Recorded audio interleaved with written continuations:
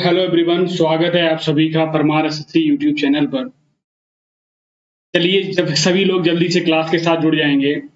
पिछली क्लास में हम लोगों ने लेक्चर 1 को फिनिश किया था और आज एक नए लेक्चर के साथ सभी लोग जुड़ेंगे। एक बार कंफर्म करेंगे क्या मेरी वॉइस प्रॉपर सभी के पास आ रही है क्या? स्वागत है आप सभी का परमार एसएससी यूट्यूब चैनल पर। ठीक है, वॉइस क्लियर आ रही है। जल्दी से क्लास पे एक बार शेयर कर देंगे, सभी लोग जुड़ जाएंगे क्लास के साथ और हम अपनी क्लास को बहुत ही जल्द स्टार्ट करेंगे। तो आ जाइए सभी लोग। आज हम लोग देखने वाले हैं कंप्यूटर लेक्चर 2, जो कि रहने वाला है ऑर्गेनाइजेशन ऑफ कंप्यूटर, जो आपकी एक यूनिट है बेसिक कंप्यूटर से रिलेटेड। तो इसमें जितने भी पार्ट्स आएंगे, जितने भी टॉपिक होंगे, उन सभी को बारी बारी करके इस क्लास में फिनिश करेंगे। तो चलिए भाई, बढ़ते हैं आगे। बहुत बहुत स्वागत है आप सभी का। जल्दी से क्लास के साथ जुड़े आइए सभी लोग। मैं एक बार कमेंट में कंफर्म करूं क्या मेरी वॉइस प्रॉपर आ रही है क्या, करके इस क्लास में फिनिश करेंगे। बिल्कुल बिल्कुल बिल्कुल। Very good evening to all of you. Sir ji, class private रहती है क्या? हाँ, जैसा कि सभी लोगों को पता भी होगा, जिनको नहीं पता है वो एक बार फिर से सुन लेते हैं। इसी बैच के रिगार्डिंग क्लासेस चल रही हैं यूट्यूब पे। लाइव तो फ्री रहेंगी, लेकिन लाइव खत्म होने के बाद ये क्लास प्राइवेट हो जाएगी और तुरंत ये क्लास पहुंच जाएगी आपको एप्लीकेशन में मिलेगी रिकॉर्डेड फॉर्म में। सर जी, क्लास प्राइवेट रहती है। हाँ, जैसा कि सभी लोग नोट्स कब मिलेंगे? नोट्स अपलोड हो चुके हैं, आप लोग देख लीजिएगा। इसी बैच के रिगार्डिंग क्लासेस चल रही है यूट्यूब पे। लाइव तो फ्री रहेंगे, लेकिन लाइव, ठीक है ना? चलो भैया, आ जाओ, जल्दी से जुड़ जाओ सभी लोग एक बार फिर से, फिर क्लास को स्टार्ट करते हैं। वॉइस थोड़ा सा 1-2 दिन का और इशू रहेगा, वॉइस भी आपकी प्रॉपर हो जाएगी, कोई इशू नहीं है। सर ये क्लास सीजीएल और सीजीएल के लिए है ना? बिल्कुल, सीजीएल और सीजीएल के लिए है। नोट्स कब प्रोवाइड होंगे? नोट्स एप्लीकेशन पे अपलोड हो चुके हैं, आप एक बार देख लीजिएगा। चलिए भाई, क्लास को शुरू करते हैं। हमारा टॉपिक रहेगा आज ऑर्गेनाइजेशन ऑफ कंप्यूटर पर। अभी हम लोग पढ़ाई पर ध्यान देते हैं, बाकी आपके जो भी डाउट्स होंगे हम आपको बिल्कुल एक बार लेके चलेंगे। तो जल्दी से एक बार सभी लोग जुड़ जाएगा और थोड़ा सा रिकैप डालेंगे हम लोग 10 मिनट के लिए। 10 मिनट के लिए हम थोड़ा सा रिकैप डालेंगे पिछली वाली क्लास पर कि हम लोगों ने पिछली वाली क्लास में क्या पढ़ा था। सिर्फ मैं आपका 10 मिनट का टाइम लूंगा, ज्यादा बिल्कुल नहीं लूंगा। जल्दी से बताएंगे ट्रांजिस्टर। जल्दी से बताएंगे ट्रांजिस्टर को किस जनरेशन में यूज किया था। जल्दी से बताओ सभी कमेंट में, ट्रांजिस्टर्स को किस जनरेशन में यूज किया था।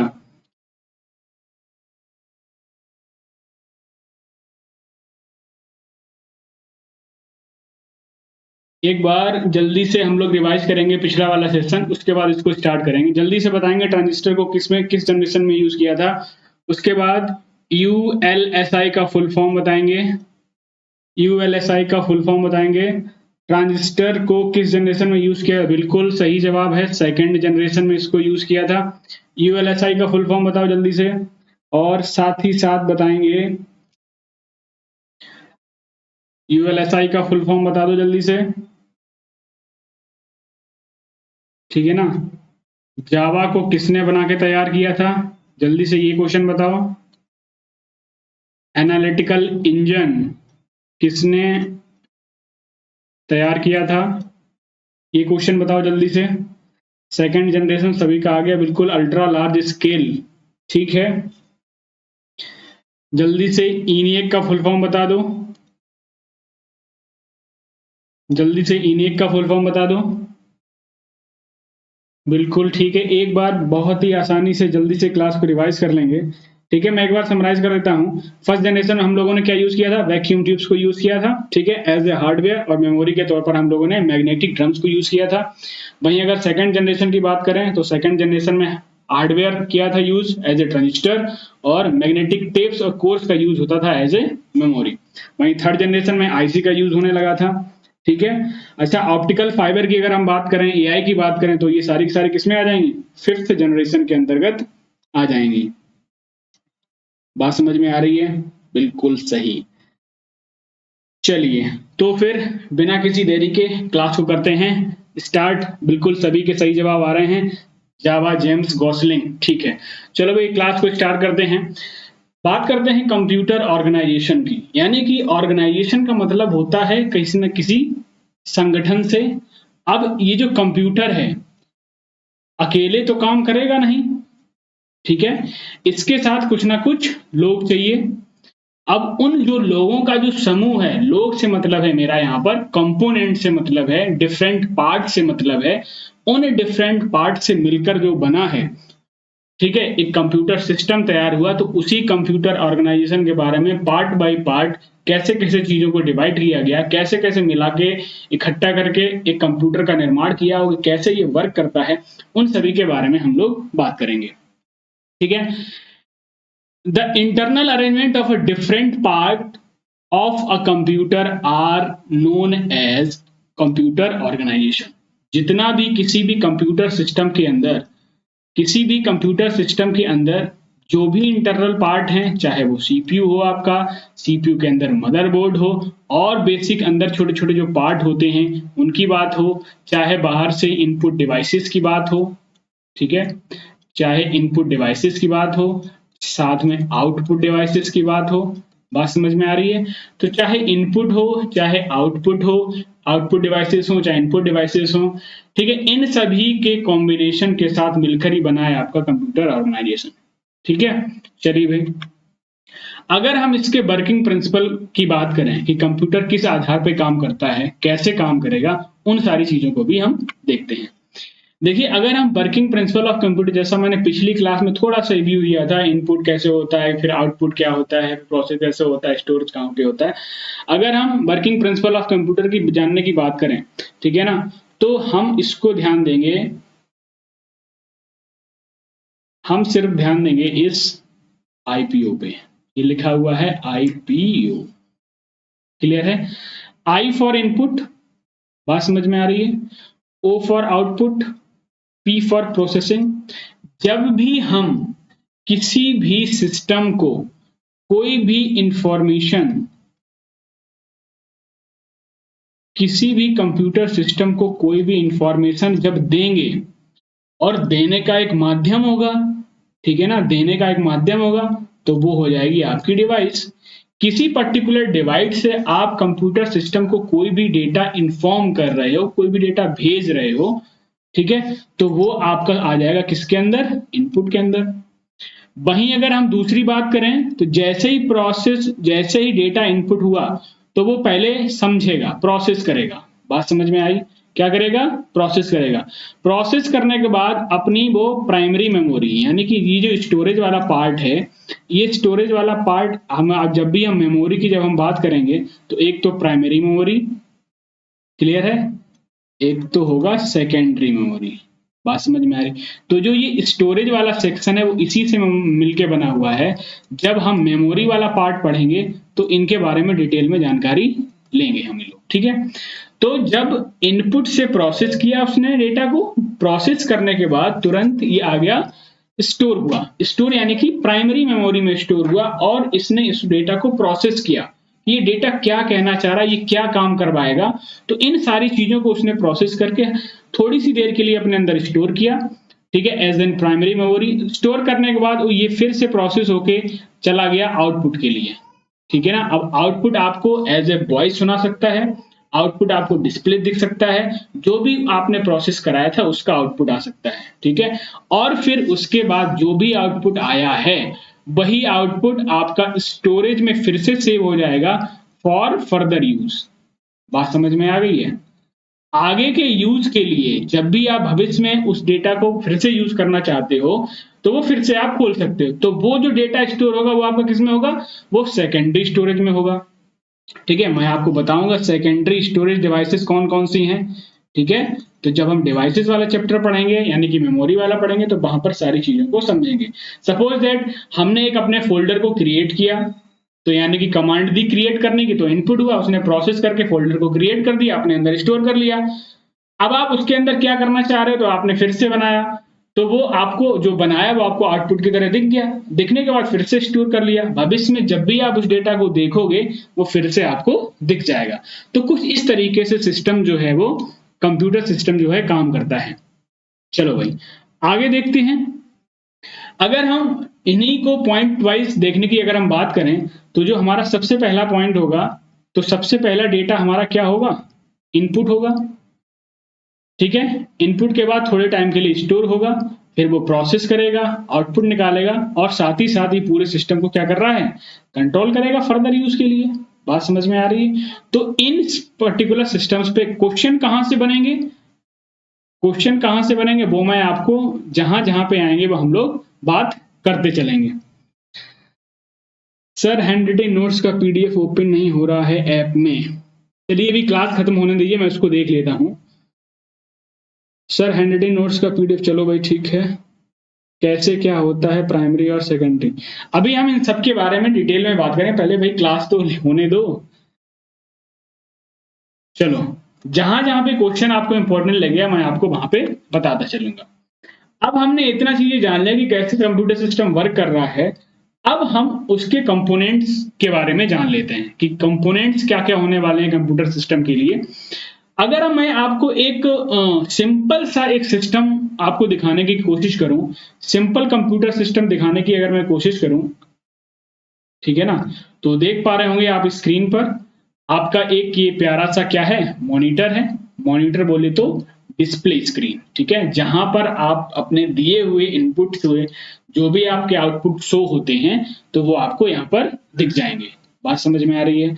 तो ये आपका मॉनिटर हो गया। ठीक है, स्पीकर आप लगा भी सकते हो, नहीं भी लगा सकते हो, कंपलसरी नहीं है। ठीक है, कंपलसरी कंप्यूटर सिस्टम के लिए कौन सा हो गया आपका, तो एक तो मॉनिटर होना चाहिए और बिना सीपीयू के, ठीक है ना, बिना सीपीयू के ये तो चलने वाला ही नहीं है। स्पीकर नहीं है तो चल सकता है, कीबोर्ड आपके पास होना चाहिए, क्लियर है, आपके पास माउस भी होना चाहिए। यानी कि अगर आपके पास बेसिक ये चार चीजें हैं कंप्यूटर सिस्टम, तो आपका कंप्यूटर सिस्टम कंप्लीट है और आप आसानी से उसका यूज कर सकते हो। तो इन्हीं डिवाइसेस से मिलकर आपका एक कंप्यूटर सिस्टम तैयार होता है। अब कैसे कैसे ये सारी चीजें वर्क करेंगी, क्या हार्डवेयर में आएगा, क्या सॉफ्टवेयर में आएगा, कैसे मेमोरी में चीजें काम करेंगी, सारी ही चीजों को हम लोग धीरे धीरे से समझने वाले हैं। क्लियर है। अच्छा, अब हम कंपोनेंट्स की जब हम बात कर रहे हैं तो हमने इसको चार यूनिट्स में डिवाइड किया है। जब हम कंप्यूटर में कंपोनेंट्स की जब हम बात करते हैं तो इनको हमने डिवाइड किया है 4 यूनिट्स में। बात समझ में आ रही है। तो जो पहली यूनिट है हमारी वो है इनपुट यूनिट, यानी कि जब तक इंफॉर्मेशन को आप इनपुट नहीं दोगे तब तक कंप्यूटर के पास कोई कार्य आएगा कैसे करने के लिए। भाई जब आप किसी व्यक्ति से बोलते हो ना कि ये काम को करना है, जब तक आप बोलोगे नहीं तब तक वो करेगा नहीं। बात समझ में आ रही है। जब भी भाई बहन होते हैं एक दो, जब तक भाई अगर बहन से बोलेगा नहीं या बहन भाई से नहीं बोलेगी, एक एग्जाम्पल के तौर पर, तब तक वो काम करने वाला बस ऐसे ही बैठा रहेगा। बात समझ में आ गई। तो पहला यूनिट क्या हो गया, इनपुट यूनिट हो गया। दूसरा यूनिट जो मैंने डिवाइड किया वो है आपका स्टोरेज यूनिट या फिर मेमोरी यूनिट, यानी कि आपकी जो दिया हुआ जो आपका इनपुट है वो कहां स्टोर होगा, कैसे मेमोराइज होगा, कैसे प्रोसेस होगा। ठीक है, फिर तीसरी यूनिट की बात करते हैं, that one is system unit. और इसी तीसरी यूनिट में तीन चीजों को फर्दर डिस्क्राइब किया गया। मदरबोर्ड, मदरबोर्ड क्या होता है, एक ऐसा बोर्ड जहां पर सारी ही डिवाइसेस जो हैं वो एक साथ इनबिल्ड होती हैं। अभी आपको आगे पिक्चर में देखने को मिलेगा, ठीक है ना, जितनी भी सारी पेरिफेरल डिवाइसेस, इनपुट डिवाइसेस, जो एक हम कह लग सकते हैं कि जो सेंटर होता है किसी भी सिस्टम का, दैट वन इज मदरबोर्ड। उसके बाद अगर हम सेंट्रल प्रोसेसिंग यूनिट की बात करें तो सेंट्रल प्रोसेसिंग यूनिट को हम लोग 3 पार्ट में फर्दर डिवाइड कर सकते हैं। पहला क्या, ALU। दूसरा क्या, दूसरा हो सकता है आपका कंट्रोल यूनिट। दूसरा क्या, कंट्रोल यूनिट। और तीसरा हम लोग डिफाइन कर सकते हैं मेन मेमोरी। मेन, ये सीपीयू के अंदर की चीजें हैं। एक तो ALU बोले तो अरिथमेटिक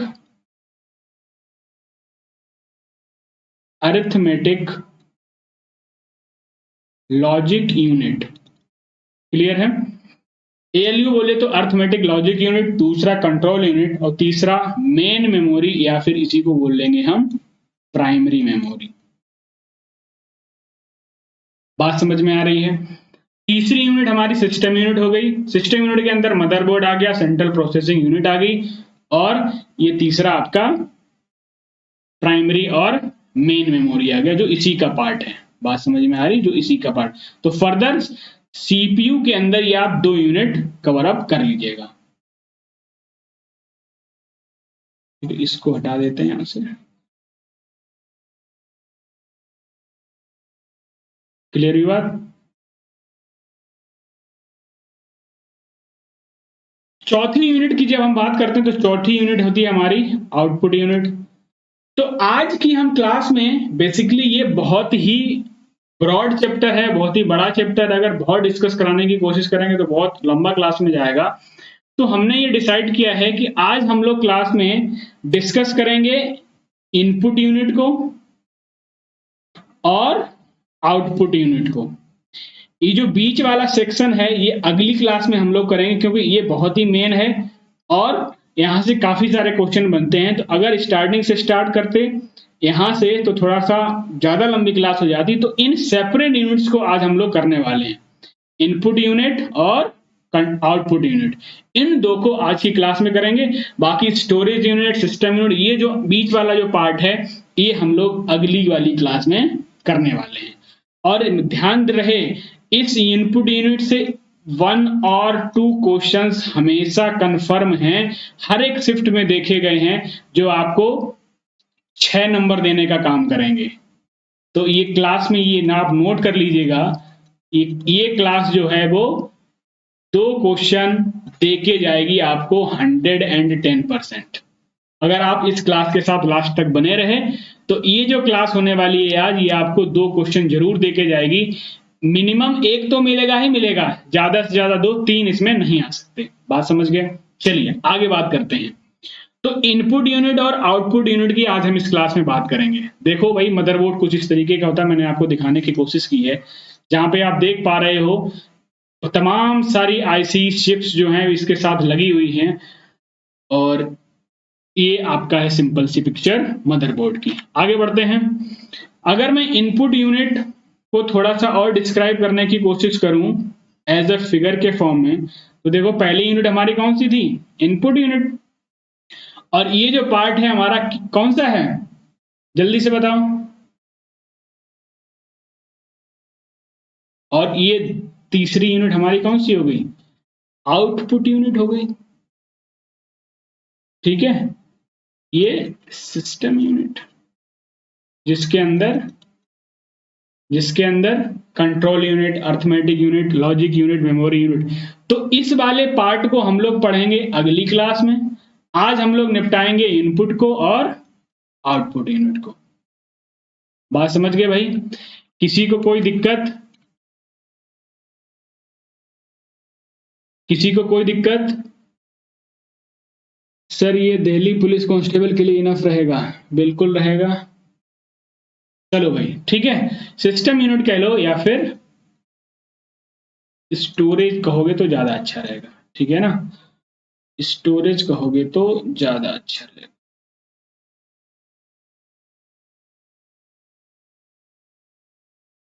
ठीक, चलिए भाई आगे डिस्कस करते हैं। Basic needs for a computer. अब देखो, एक कंप्यूटर के लिए एक, ये तो हमने कंपोनेंट्स के बारे में जान लिया, कितनी कितनी यूनिट्स थी उनके बारे में भी जान लिया। अगर हम बहुत ही बेसिक के रूप में अगर हम बात जानने की कोशिश करें तो जब तक किसी कंप्यूटर सिस्टम में जो भी चीजें लगी हुई हैं तो वो किस कैटेगरी में आ रही उनको भी थोड़ा समझ लेते हैं। बेसिक यूनिट दो हैं, यानी कि किसी भी कंप्यूटर को दो तरीके में डिवाइड किया जा सकता है, यानी कि हार्डवेयर में और सॉफ्टवेयर में। अब हार्डवेयर क्या होता है, सॉफ्टवेयर क्या होता है, उन चीजों को समझ लेते हैं। पहले थोड़ा सा समझने की कोशिश करो, बाकी ये टेक्स्ट फॉर्म में आपको लिखा हुआ मिल जाएगा। हार्डवेयर वो सारी डिवाइसेस होती हैं, डिवाइसेस में भी फिजिकल डिवाइसेस, कैसी physical devices. Hardware are the devices which are physically touched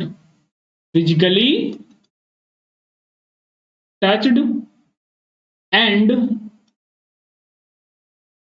connected to internal or external part of computer। ध्यान देना समझने से। अब थोड़ा हिंदी वाले समझ लेंगे। हार्डवेयर बहुत सारी चीजें होती हैं जहां पर पहले तो सिंपल सी भाषा में समझो, अगर आप छू के देख सकते हो, जो फिजिकली टच कर सकते हो, वो सारे के सारे हार्डवेयर। आंख बंद करके जिसको आप छू पाओ वो आपका क्या है, हार्डवेयर है। चाहे सीपीयू हो, मॉनिटर हो, कीबोर्ड हो, माउस हो, ये सब आपके किसके एग्जाम्पल हैं, हार्डवेयर के एग्जाम्पल हैं। और ये किसी ना किसी तरीके से सिस्टम के साथ कनेक्ट हुए होते हैं, चाहे वो एक्सटर्नल कनेक्ट हो कंप्यूटर में, चाहे इंटरनल कनेक्ट हो। वहीं अगर हम सॉफ्टवेयर की बात करें तो सॉफ्टवेयर क्या होते हैं, software are the set of informations. Software is a set of information that are to be designed for any instruction। किसी भी सिस्टम से कोई पर्टिकुलर काम कराने के लिए एक सेट ऑफ इंफॉर्मेशन बना के तैयार किया गया है, वो कहलाता है आपका सॉफ्टवेयर। सीधी सी बात करें, इनको आप फिजिकली टच नहीं कर सकते हो। बात समझ में आई? इनको आप फिजिकली टच नहीं कर सकते हो। सिंपल सा एक डिफरेंस आप समझ लीजिए, फिजिकली टच नहीं कर सकते। बात आ गई समझ में? ठीक है, तो हार्डवेयर और सॉफ्टवेयर आप सभी लोग समझ गए होंगे।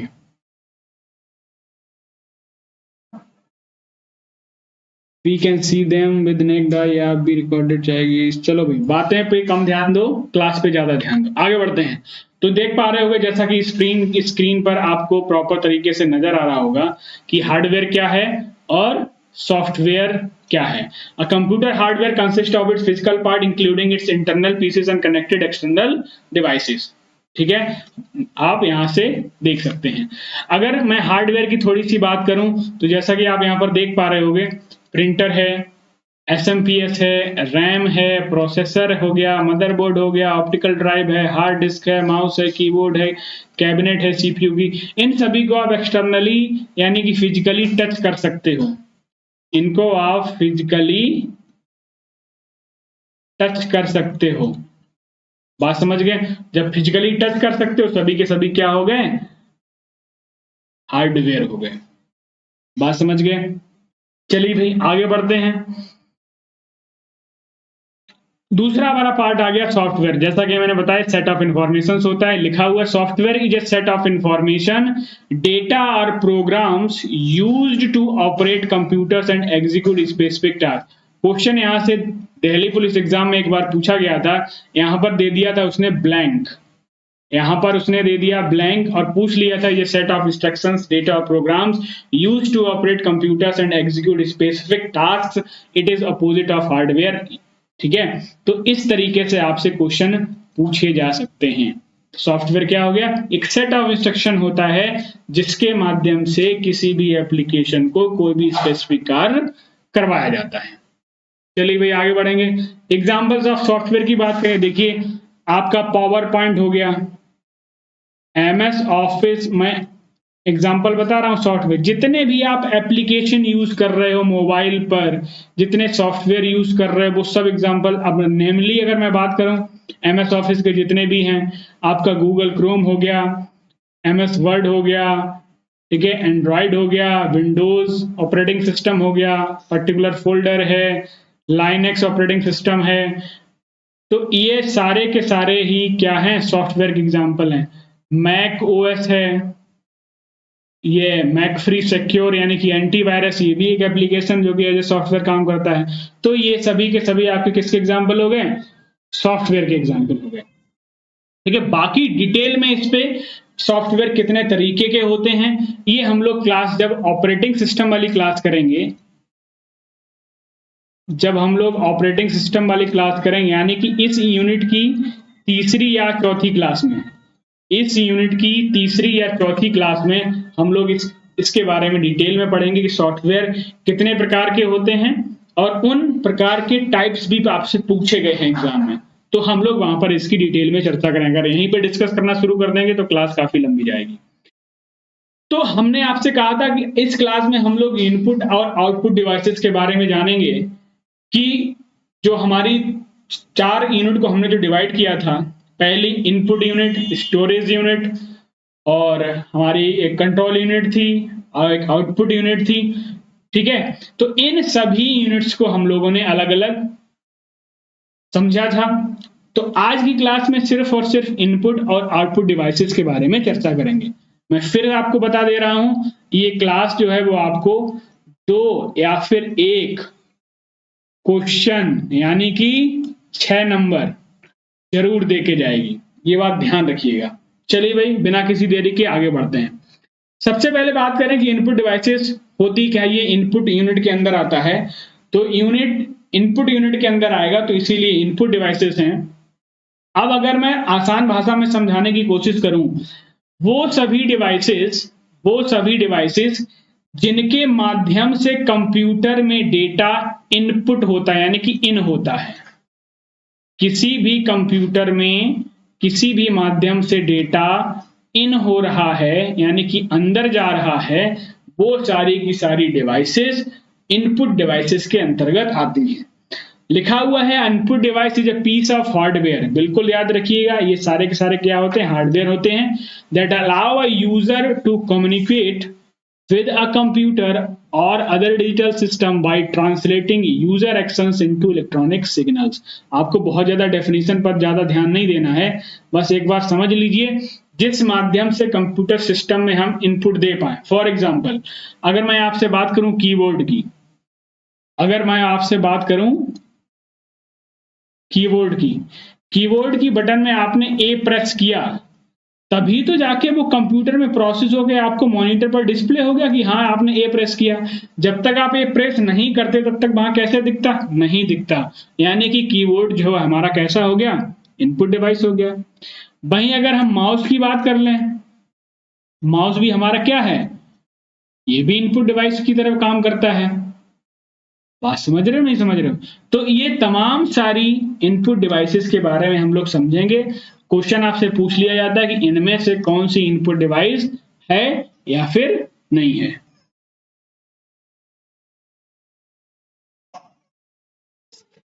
चलिए भाई शुरू करते हैं।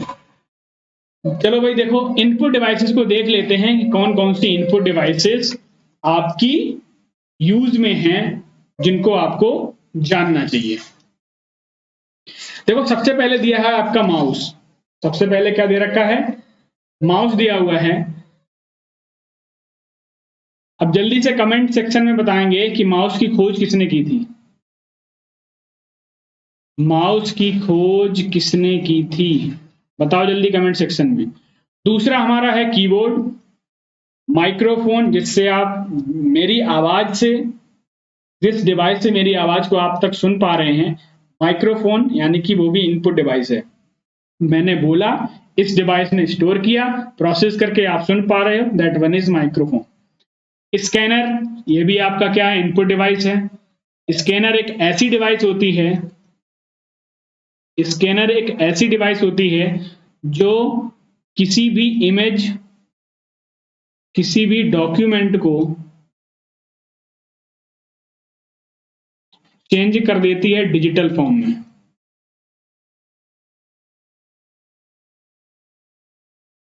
किसमें?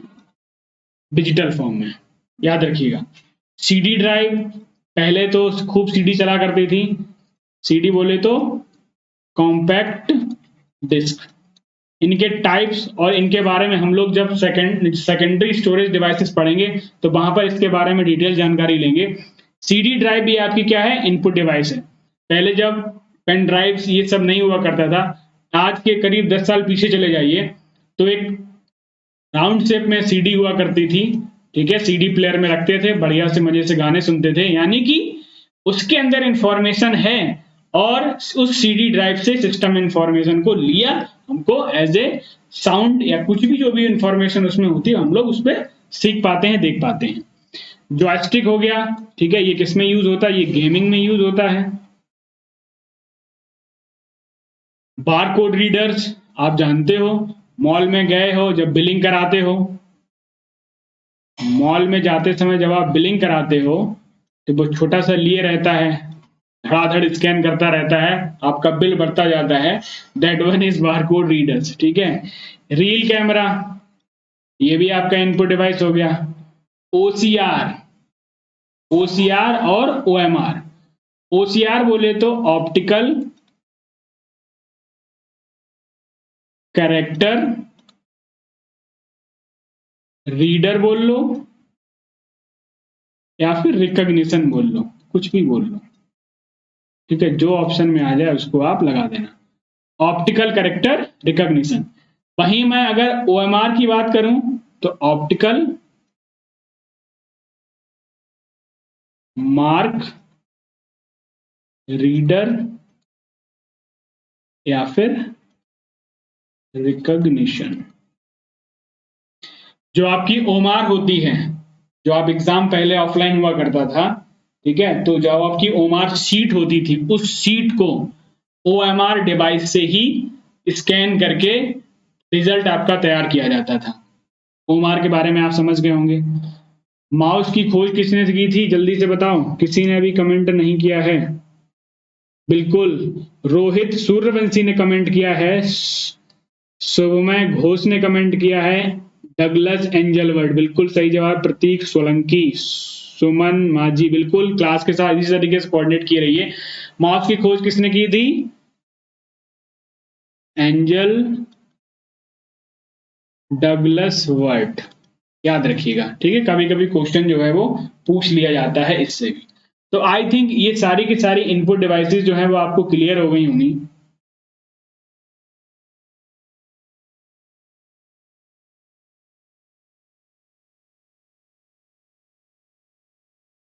चलो भाई आगे देखते हैं।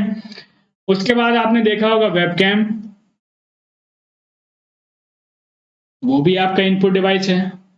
ट्रैक बॉल एक माउस तरीके से ही होता है, उसमें बड़ा सा ये बीच सा एक लड्डू सा लगा होता है, ठीक है, उसी को घुमाते हो तो वो एज ए पॉइंटिंग डिवाइस काम करता है। अच्छा हाँ, एक चीज और मैं बता दूं, माउस जो है, माउस को हम पॉइंटिंग डिवाइस भी कहते हैं। ये क्वेश्चन पूछ लिया जाता है आपसे, माउस को पॉइंटिंग डिवाइस, अगर क्वेश्चन दे दिया विच of the following is a pointing device, तो माउस को हम पॉइंटिंग डिवाइस के नाम से भी जानते हैं। अगला देखिए लाइट पेन, ये भी आपकी इनपुट डिवाइस है। ग्राफिक टैबलेट, MICR इंपॉर्टेंट है, फुल फॉर्म आपसे पूछ लिया जाता है, फुल फॉर्म आपसे पूछ लिया जाता है MICR। क्या होता है फुल फॉर्म, जल्दी से बताओ। Magnetic ink character recognition. जो आपकी चेकबुक होती है, ठीक है, जो आपकी चेकबुक होती है उसको इसी से रीड किया जाता है, चेकबुक को MICR से ही रीड किया जाता है। मैग्नेटिक इंक करेक्शन रिकॉग्निशन बोल लो या रीडर बोल लो, बात एक ही है, ठीक है। टच स्क्रीन आपका ये भी इनपुट डिवाइस हो गया।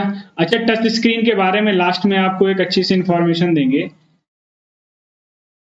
और ये आपका है वॉइस रिकॉग्निशन। जितनी भी वॉइस रिकॉग्निशन डिवाइसेस हैं, ठीक है, तो वो सारी की सारी आपकी इनपुट डिवाइसेस हैं। जो एलिसा है उसका, अमेजन का, आई थिंक एलिसा ही है या जो भी है, गूगल असिस्टेंट हो गया, आप कहते हो, एप्पल वाले कहते हैं हाय सीरी, ठीक है। तो वो भी सबके सब क्या है, इनपुट डिवाइसेस हैं, क्योंकि वो आपकी वॉइस को क्या करते हैं, रिकॉर्ड करते हैं। चलो भाई, आप समझ गए हो, इन सभी के नाम याद रखिएगा और इनके बारे में जो भी फैक्ट मैंने बताया वो सारी चीजें याद रखिएगा। अब देखिए, मैंने माउस को लिया है। माउस क्या है आपका, बिल्कुल वही आएगा, mouse is a pointing device. बिल्कुल सेम क्वेश्चन इसी तरीके से आपसे पूछा गया है कि माउस क्या, mouse is a dash which is held in one hand moved across at a flat surface. तो माउस क्या है, आपकी पॉइंटिंग डिवाइस है। अच्छा हाँ, एलेक्सा है, एलिसा नहीं है, सॉरी, माई एपोलॉजी। ठीक है, एलिसा नहीं है, एलेक्सा है, जो अमेजन की एक असिस्टेंट के तौर पे काम करती है, डिवाइस ऐसी। तो वो भी आपकी क्या है, इनपुट डिवाइस की तरह काम करती है। बात समझ गए। चलो भाई, देख पा रहे होगे आप स्क्रीन पर तमाम तरीके के माउस के प्रकार आपको दिखाए गए हैं। ये सिर्फ इंटरटेन के लिए है, बहुत ही कम पूछे जाते हैं कि माउस का टाइप क्या है, कैसा क्या है।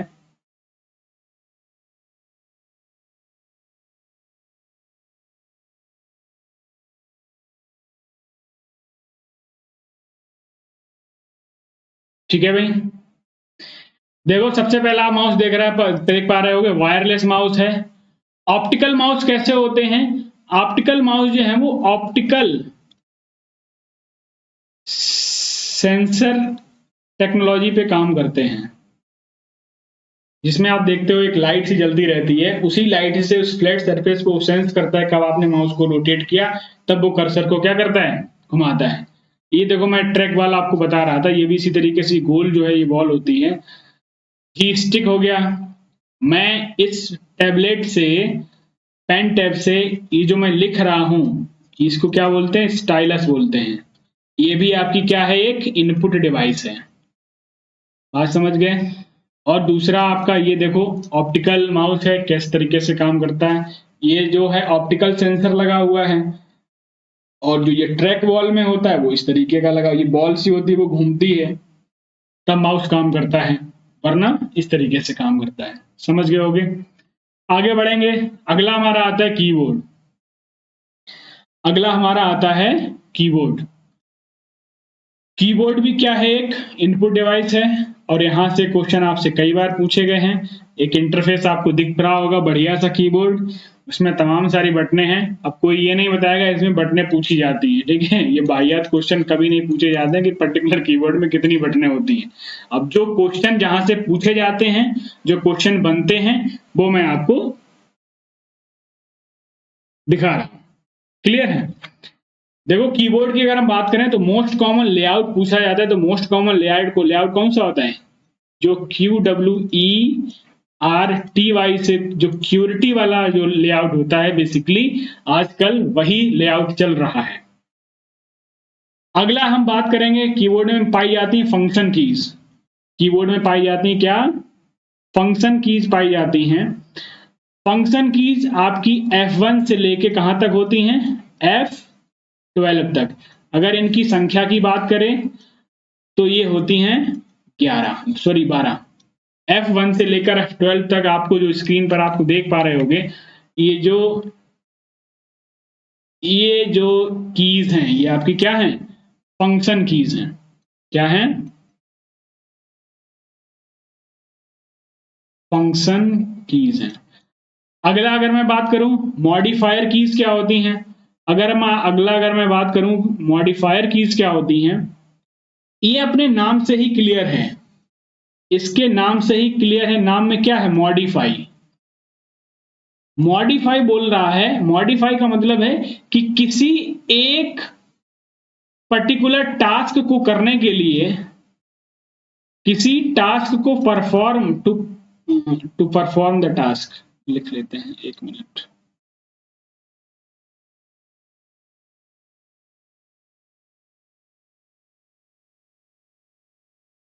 टू परफॉर्म एनी टास्क, किसी भी काम को, किसी फंक्शन को कराने के लिए जब एक बटन के साथ दूसरी बटन का इस्तेमाल किया जाए, यानी कि उसको साथ दूसरा मिला के काम किया जाए, तो वो होती है आपकी क्या, मॉडिफायर की। क्या होती है, मॉडिफायर की। फॉर एग्जाम्पल अगर मैंने बोला, अगर मैंने क्या बोला, शिफ्ट बोला, क्या बोला, शिफ्ट, तो ये क्या है, जैसे अगर आप कोई भी काम करते हो, जैसे आप एमएस वर्ड में पढ़ोगे, अगर किसी लेटर को आपने स्मॉल में लिख रहे हो, अगर शिफ्ट के साथ ए प्रेस कर रहे हो तो वो बड़ी कैपिटल ए बन जाएगी। तो यानी कि इस बटन को आपने मॉडिफाई करके इसके साथ यूज किया, तभी तो ये बना। तो टोटल मॉडिफायर कीज कितनी होती हैं उनको देख लेते हैं। तो टोटल मॉडिफायर कीज कितनी होती हैं उनको देखते हैं। देखो जरा, तो टोटल मॉडिफायर कीज कितनी होती हैं, मैं उनके नाम लिखे दे रहा हूं, आपको याद होना चाहिए। सबसे पहले जो कंट्रोल की होती है, आल्ट की होती है, विंडो की एंड शिफ्ट की। ये चार आपकी क्या है, मॉडिफायर की है। क्या है, मॉडिफायर कीज होती हैं। जैसा कि मैं आपको दिखाने की कोशिश करूं, अगर इस फिगर में अगर आप देखेंगे तो ये देखो विंडो की है, ठीक है, और ये जो है आपकी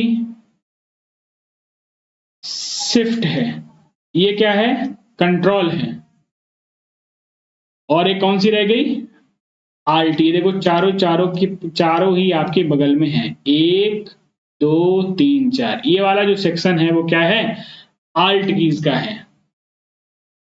सॉरी, ये वाला जो सेक्शन है वो मॉडिफायर कीज का है। तो मैं ये सेक्शन पूरा ड्रॉ किए दे रहा हूं, 1 2 3 एंड 4, दीज आर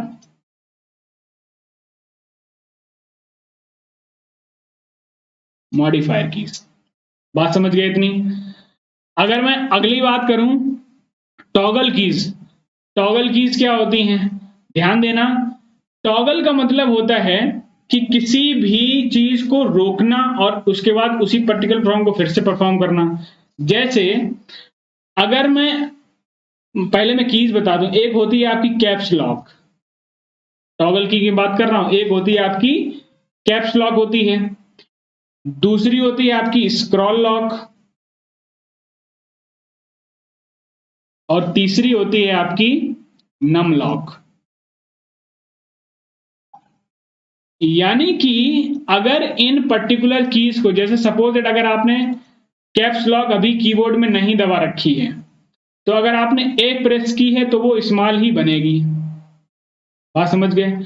अगर आपने कैप्स लॉक को प्रेस कर दिया और उसके बाद ए दबा रहे हो, ए प्रेस कर रहे हो, तो ये कैपिटल ए बन जाएगी। तो यानी कि ये पर्टिकुलर बटन जो है, यानी पर्टिकुलर टॉगल कीज जो है, पर्टिकुलर सिस्टम को काम करने के लिए रोकती हैं, फिर से पुनः करने देती हैं। वहीं अगर आपने नम लॉक को प्रेस किया, तो नम लॉक को अगर आप प्रेस कर रहे हैं तो 1 2 3 प्रेस करोगे तो ये काम करेंगी। अगर आपने नम लॉक को ऑफ कर दिया, अगर आपने नम लॉक को ऑफ कर दिया तो फिर ये जो नंबर बटन है ये काम नहीं करेगा। देख लेते हैं कीबोर्ड में कहां पर मिलती हैं। तो देख पा रहे होगे आप, देखो ये है स्क्रॉल की, ये है आपकी नम लॉक की, और एक है आपकी ये कैप्स लॉक, दिख रही है। नम लॉक, कैप्स लॉक और स्क्रॉल लॉक, ये आपकी कैसी हैं, टॉगल कीज हैं।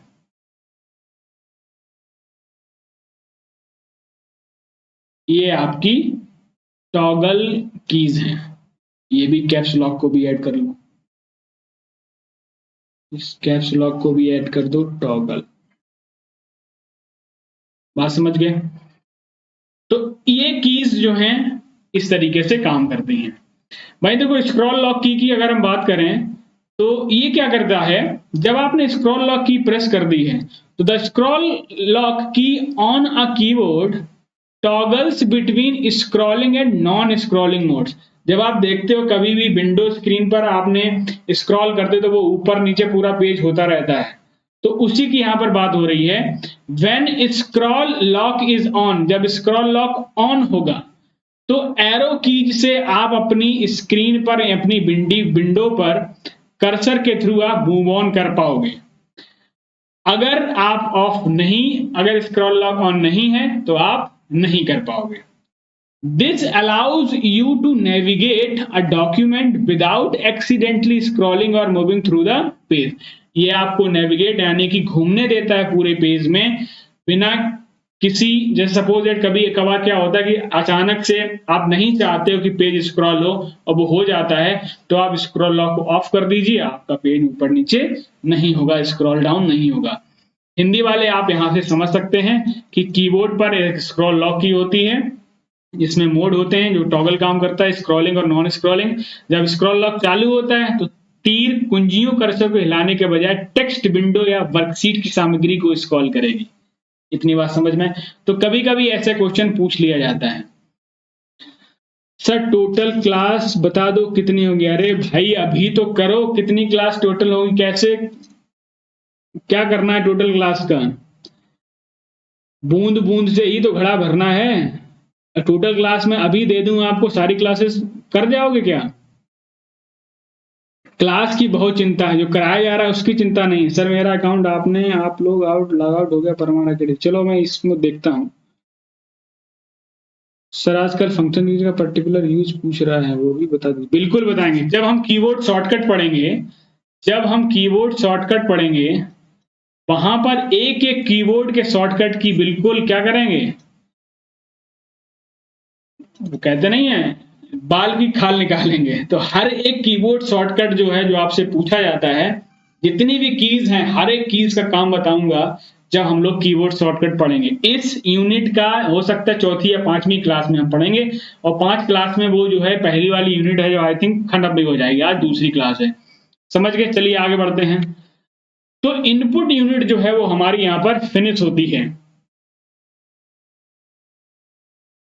अप्रॉक्स बताओ। देखो अगर अप्रॉक्स क्लासेस की बात करें तो लगभग 25 क्लासों में ये मेरे हिसाब से खत्म हो जाना चाहिए। इन केस अगर कुछ आगे पीछे होगा तो उसको देख लिया जाएगा।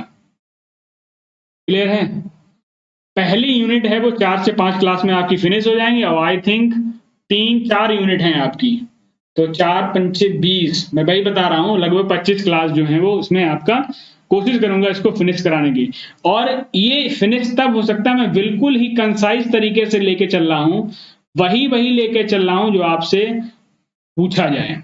इतनी बात ध्यान रखिएगा, जितना बताया जाए उतना आप करते रहिए। श्योर, यकीनन आप कंप्यूटर में क्वालिफाई करेंगे ही, लेकिन अच्छे मार्क्स के साथ। ये मेरा आपसे वादा है। चलो भाई, अब देखिए आउटपुट डिवाइसेस की अगर हम बात करें तो आउटपुट डिवाइसेस क्या होती हैं। हमने इनपुट ले लिया डिवाइसेस से, अब इनपुट तो ले लिया, अब वो दिखेगा कहां पर, हम कैसे जान पाएंगे जो हमने इनपुट दिया था ये वही इनपुट के आउटपुट की बात कर रहा है।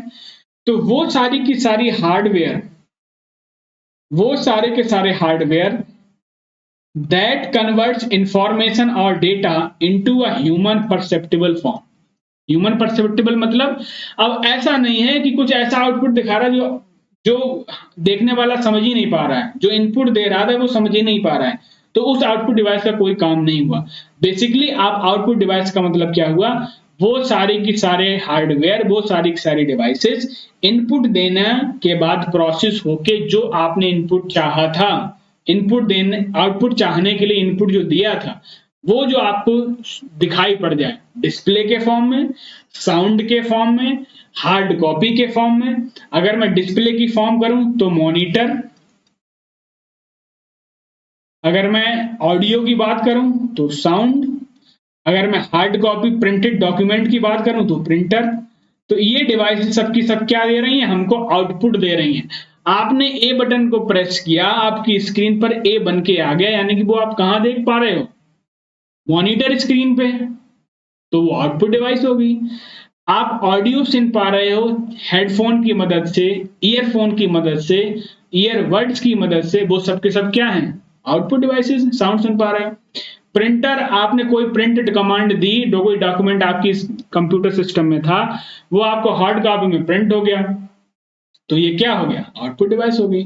तो आउटपुट डिवाइस कंप्यूटर हार्डवेयर का कोई भी पार्ट जो सूचना डेटा मानव बोधगम्य रूप में परिवर्तित कर। देखो, मैं हिंदी को थोड़ी प्राथमिकता कंप्यूटर में इसलिए कम देता हूं कि कंप्यूटर को प्योर हिंदी में पढ़ना बहुत मुश्किल है, ठीक है। तो थोड़ी सी आप कोशिश करिए कि क्लास को प्रॉपर तरीके से गेन कर पाए। मैं जहां जहां कोशिश होती है मैं वहां पर बताने की कोशिश करता हूं।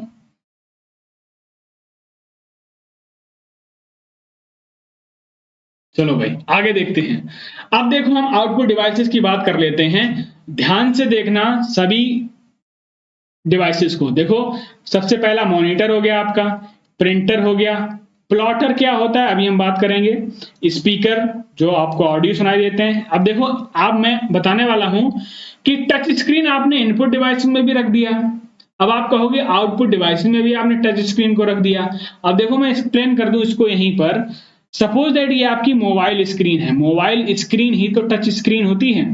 अगर आपका आईपैड है या कोई भी टच स्क्रीन वाला आपका मॉनिटर है, लैपटॉप की स्क्रीन अगर टच स्क्रीन की है, तो मैं सभी टच स्क्रीन की बात कर रहा हूं।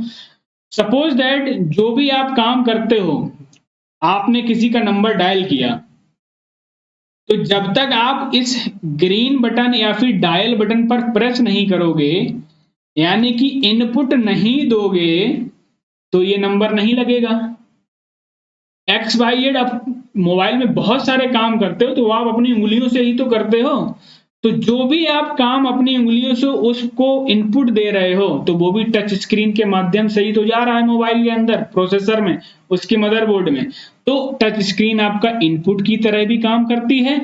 और सपोज दैट आपने ग्रीन स्क्रीन पर प्रेस किया, यानी कि नंबर को डायल कर दिया, आपका नंबर डायल हो गया और आउटपुट के तौर पर आपको ऑडियो उधर से सुनाई देने लगा, तो ये क्या हो गया, आपको आउटपुट भी मिल गया।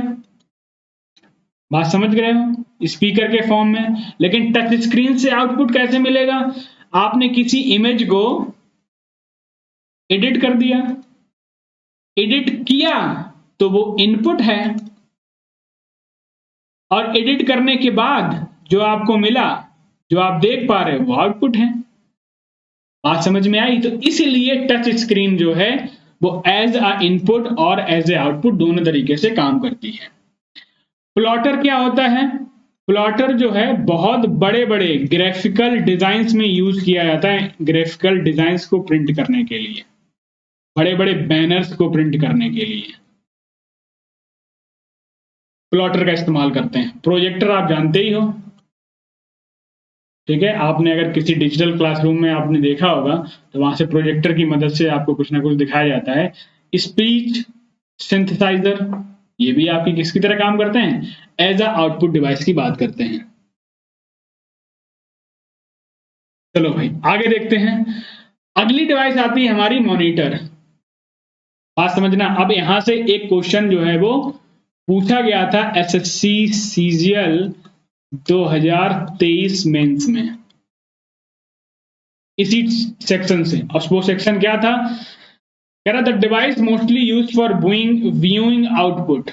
जो भी आप स्क्रीन पर देख पाते हो, तो एक ऐसी डिवाइस जिस पर आपको कोई भी आउटपुट दिखता है as a view, as a image के फॉर्म में, तो वो किससे, मॉनिटर से। It is also called visual display unit.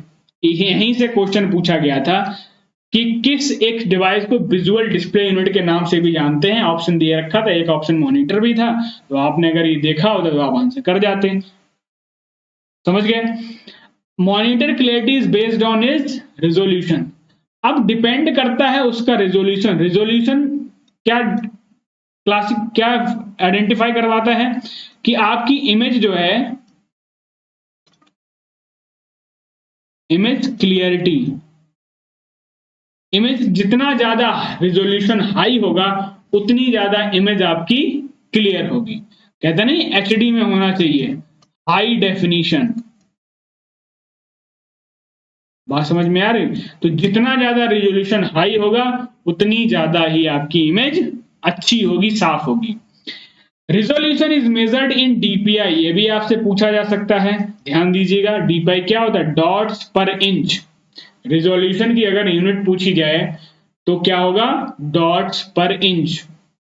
अगर डीपीआई को रिजोल्यूशन की जगह दूसरा शब्द भी यूज कर सकते हैं, image quality.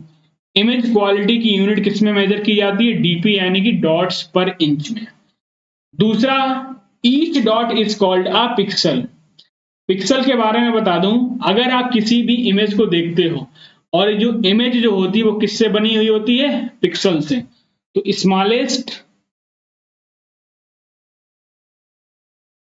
Smallest unit of image, किसी भी इमेज की जो सबसे छोटी से छोटी यूनिट है तो वो क्या है? पिक्सल है। जैसे कोई भी ऑर्गन होता है तो उसकी सबसे छोटी से छोटी सेल जो यूनिट है वो क्या है? सेल है। बात समझ रहे हो? तो उसी तरीके से एक इमेज की जो सबसे छोटी यूनिट हो सकती है वो क्या है? पिक्सल हो सकती है। आपने कभी देखा होगा, अगर किसी इमेज को आप बहुत ज्यादा जूम करते जाते हो तो आपको एक स्क्वायर टाइप से दिखने लगते हैं, बहुत बड़े बड़े। यानी कि आप कहते हो ये पिक्चर कैसी होगी? ब्लर हो गई। तो ब्लर होने का मतलब ये जो पिक्सल का जो साइज है वो आपको बड़ा बड़ा दिखने लगा, इसलिए पिक्चर आपकी कैसे होगी? ब्लर हो गई। अगर ये बहुत ही एकदम सटा के कर दिया जाए, पास पास कर दिया जाए, तो ये कैसे हो जाती है? आपको इमेज अच्छी दिखने लगती है। हिंदी वाले यहां से देख लेंगे, ठीक है, स्क्रीनशॉट लेना चाहें ले लेंगे। आगे देखो, मैंने आपको दिखाने की कोशिश की है, अगर आपने इसी इमेज को क्या किया है? जूम कर दिया। अगर आपने इस इमेज को क्या कर दिया? जूम कर दिया। तो जूम करने से आप देख पाते हो, आपको इस तरीके का सेक्शन जो है वो देखने को मिल जाता है। देख पा रहे होगे, ये देखो स्क्वायर टाइप में आपको ये ब्लॉक्स मिल गए। तो यही स्क्वायर क्या है? यही तो पिक्सल है। यही क्या है? पिक्सल है। यानी कि स्मॉलेस्ट यूनिट ऑफ इमेज है। बात समझ रहे हो? यहां से क्वेश्चन पूछा गया, ध्यान देना। चलो भाई आगे देखते हैं। अब हम मॉनिटर के टाइप्स की बात कर लेते हैं। बात समझ रहे हो? किसकी बात करेंगे? मॉनिटर के टाइप्स की बात करेंगे। तो बहुत ही पुराने समय में अगर चले जाओ, लगभग 15 साल पहले, तो जब मैं क्लास सेकंड में पढ़ता था, मैं अपनी बात बता रहा हूं, क्लास सेकंड में जो हमारी कंप्यूटर लैब हुआ करती थी, तो उसमें ऐसे ही कंप्यूटर रखे रहते थे। जो हमारी कंप्यूटर लैब थी उसमें ऐसे ही, और कंप्यूटर लैब में कुछ नहीं करते थे, सिर्फ क्या खेलते थे? गेम खेलते थे। और गेम में भी कौन सा गेम?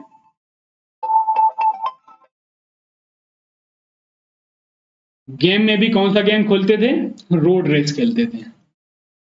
ठीक है, रोड रेसिंग करते थे। बात समझ गए? तो ये मॉनिटर का एक टाइप है। तो इन मॉनिटर्स को कहा जाता था सीआरटी, यानी कि कैथोड रे ट्यूब। क्या बोलते हैं? कैथोड रे ट्यूब बेस्ड जो थे मॉनिटर टाइप उस समय यूज किए जाते थे। बहुत ही पावर कंजप्शन होते थे, काफी ज्यादा लोड लेते थे। तो इस तरीके के मॉनिटर को सीआरटी कहा जाता है। अगला देखेंगे एलसीडी, यानी कि लिक्विड क्रिस्टल डिस्प्ले। क्या बोलेंगे? Liquid crystal display. फिर बाद में थोड़ा सा टेक्नोलॉजी और एनहेंसमेंट हुई, उसके बाद में इस तरीके के आपको मॉनिटर मार्केट में दिखने लगे।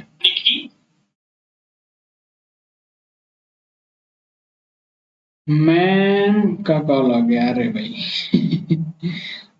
हम कल दो कंप्यूटर में जानते ही नहीं थे सर, आप कौन सी जॉब करते हैं? चलो ये सब बताएंगे आपको, कौन सी जॉब करते हैं, क्या करते हैं। पहले क्लास को देख लेते हैं। ठीक है, एलसीडी टाइप मॉनिटर आने लगे। उसके बाद और टेक्नोलॉजी इन्हांसमेंट हुई, एलईडी आया, light emitting diode based monitors. ठीक है, इस समय पे एलईडी और एलसीडी यही दोनों चल रहे हैं। ठीक है, और कैथोड के बाद में क्या आया था? टीएफटी आया था, यानी कि थिन फिल्म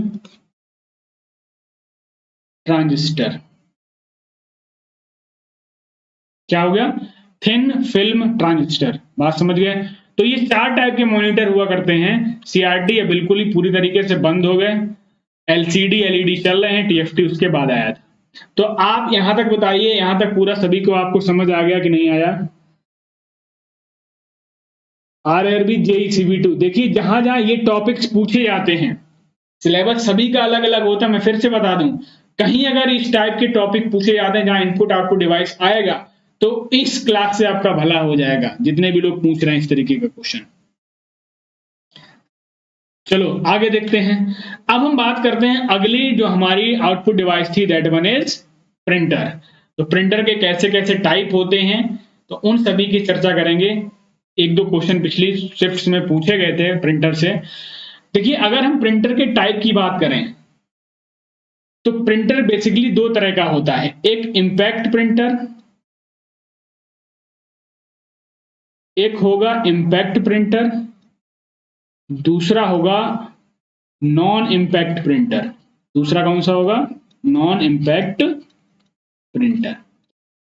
अब आपसे क्वेश्चन यहां से क्या क्या पूछता है वो भी बता दूं। इनके एग्जाम्पल दे देगा, आपसे पूछ लेगा इनमें से कौन से कंप्यूटर इंपैक्ट या नॉन इंपैक्ट है, पहला तो ये पूछ लेता है। फिर इसके बाद इसके बारे में जो इंपैक्ट प्रिंटर के टाइप्स हैं, नॉन इंपैक्ट के टाइप्स हैं, उसमें अंदर से भी कुछ क्वेश्चन जो है वो पूछ लेता है।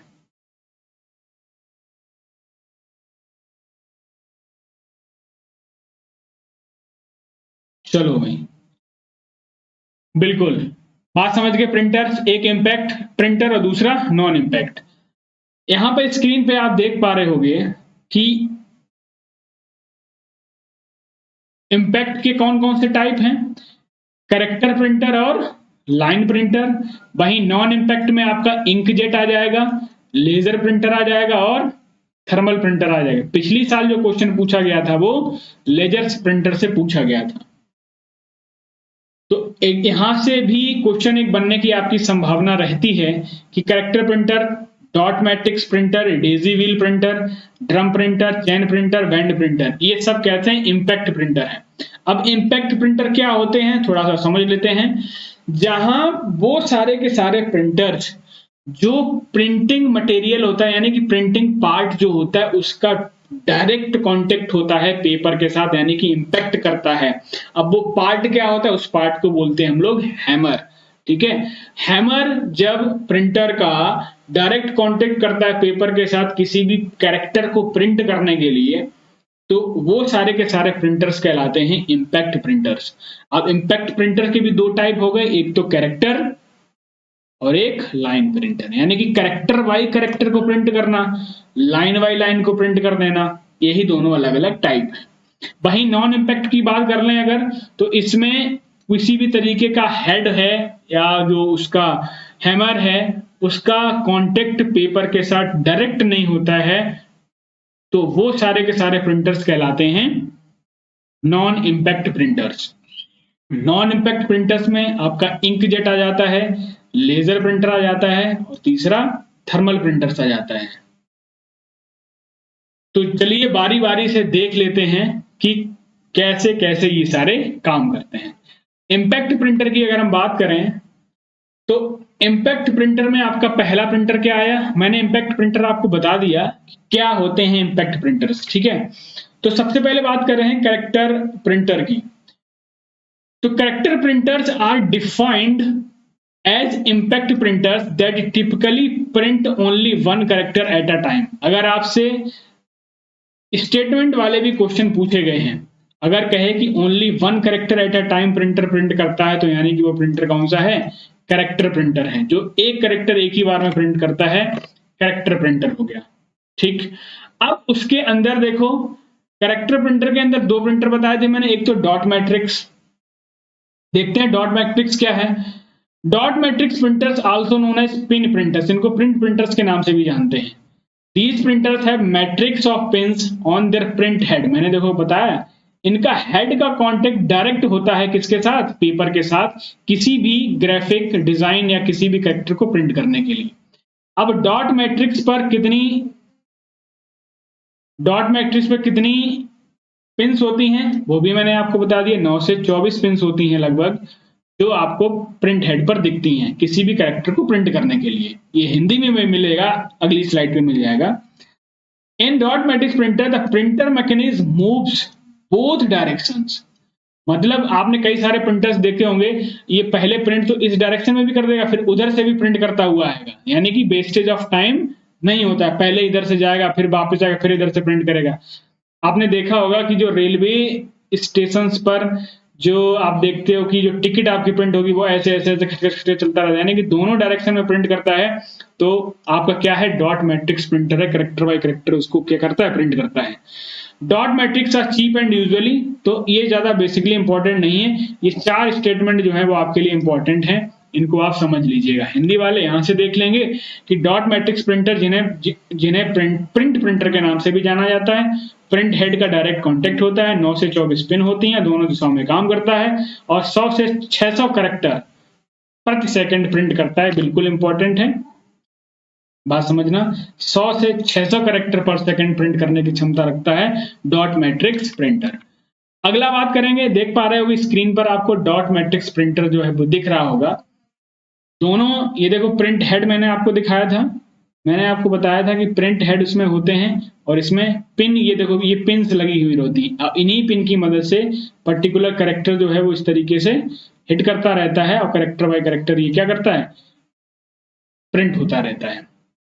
तो आपको ज्यादा मैकेनिज्म नहीं जानना है, बस आपको जान लेना है कि डॉट मैट्रिक्स प्रिंटर क्या है, कैसे काम करता है। अगला आता है आपका डेजी व्हील प्रिंटर्स। अगला क्या है, डेजी व्हील प्रिंटर। तो ये भी एक इंपैक्ट प्रिंटर का पार्ट है, बात समझना, ये भी किसका पार्ट है, इंपैक्ट प्रिंटर का ही पार्ट है। Achieve the quality found with typewriter, जैसे टाइपराइटर काम नहीं करता उसी तरीके से डेजी व्हील प्रिंटर भी काम करता है। दीज प्रिंटर्स हैव व्हील और disc that includes print heads and end of the print heads have a molded metal character, यानी कि इसके बटन के साथ, सपोज दैट ये ए लेटर की बटन है, इसको जब आप प्रेस करोगे तो इस स्ट्रिंग के साथ ये हेड होगा, इस पर एच लिखा हुआ रहेगा, जब आप इसको तेजी से प्रेस करोगे तो ये पेपर के साथ बहुत तेजी पर उसको हिट करेगा इंक के साथ, ठीक है, तो वही लेटर जो है पर्टिकुलरली उसके साथ प्रिंट हो जाएगा। जैसा कि आपने तहसील वगैरह में देखा भी होगा, जो टाइपराइटर पहले चलते थे इसी तरीके से काम करते थे। When the print command is given, जब प्रिंट कमांड दी जा रही the printer rotates the disc, printer क्या करता है, उस डिस्क को रोटेट करने का काम करता है, जो जो करेक्टर उसको चाहिए होते हैं वही भाई क्या होते हैं, प्रिंट हो जाते हैं। As soon as desired character arrive the correct print location hammer hits the disc, ये जो वर्ड आ रहे हैं हैमर हेड, ये सब इंपैक्ट प्रिंटर के ही सिंबल हैं। अगर किसी स्टेटमेंट वाले क्वेश्चन में हैमर हेड जैसे आपको वर्ड मिल जाए तो समझ लेना ये इंपैक्ट प्रिंटर का ही टाइप है। These printers typically have a speed of 25 to 55 characters. Daisy wheel हो गया और इसके पहले वाला, ये दोनों ही डॉट मैट्रिक्स हो गया, ये सब के सब कैसे हैं, कैरेक्टर प्रिंटर हैं, dot matrix, Daisy wheel. Hindi वाले देख लेंगे, यहाँ पे स्क्रीनशॉट ले सकते हैं। डेजी व्हील प्रिंटर क्या है, एक इंपैक्ट प्रिंटर का ही पार्ट है। व्हील डिस्क होती है, 25 से 55 कैरेक्टर प्रति सेकंड प्रिंट करने की इसकी क्षमता होती है।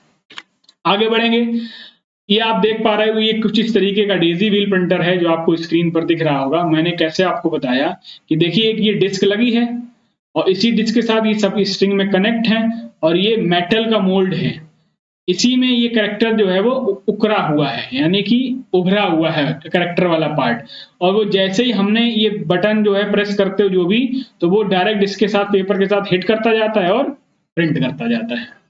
समझ गए? चलिए कि टोटल कैरेक्टर कितने होते हैं इसमें, इस डिस्क में 96 कैरेक्टर्स आपको मिलते हैं। अगला आता है लाइन प्रिंटर। भाई कैरेक्टर प्रिंटर के दो ही टाइप थे, एक डॉट मैट्रिक्स और दूसरा डेजी व्हील। समझ गए? अब आते हैं लाइन प्रिंटर पे। ऐसा प्रिंटर जो लाइन बाय लाइन प्रिंट करने का काम करता है, इनको हम बार प्रिंटर्स के भी नाम से जानते हैं। किस नाम से?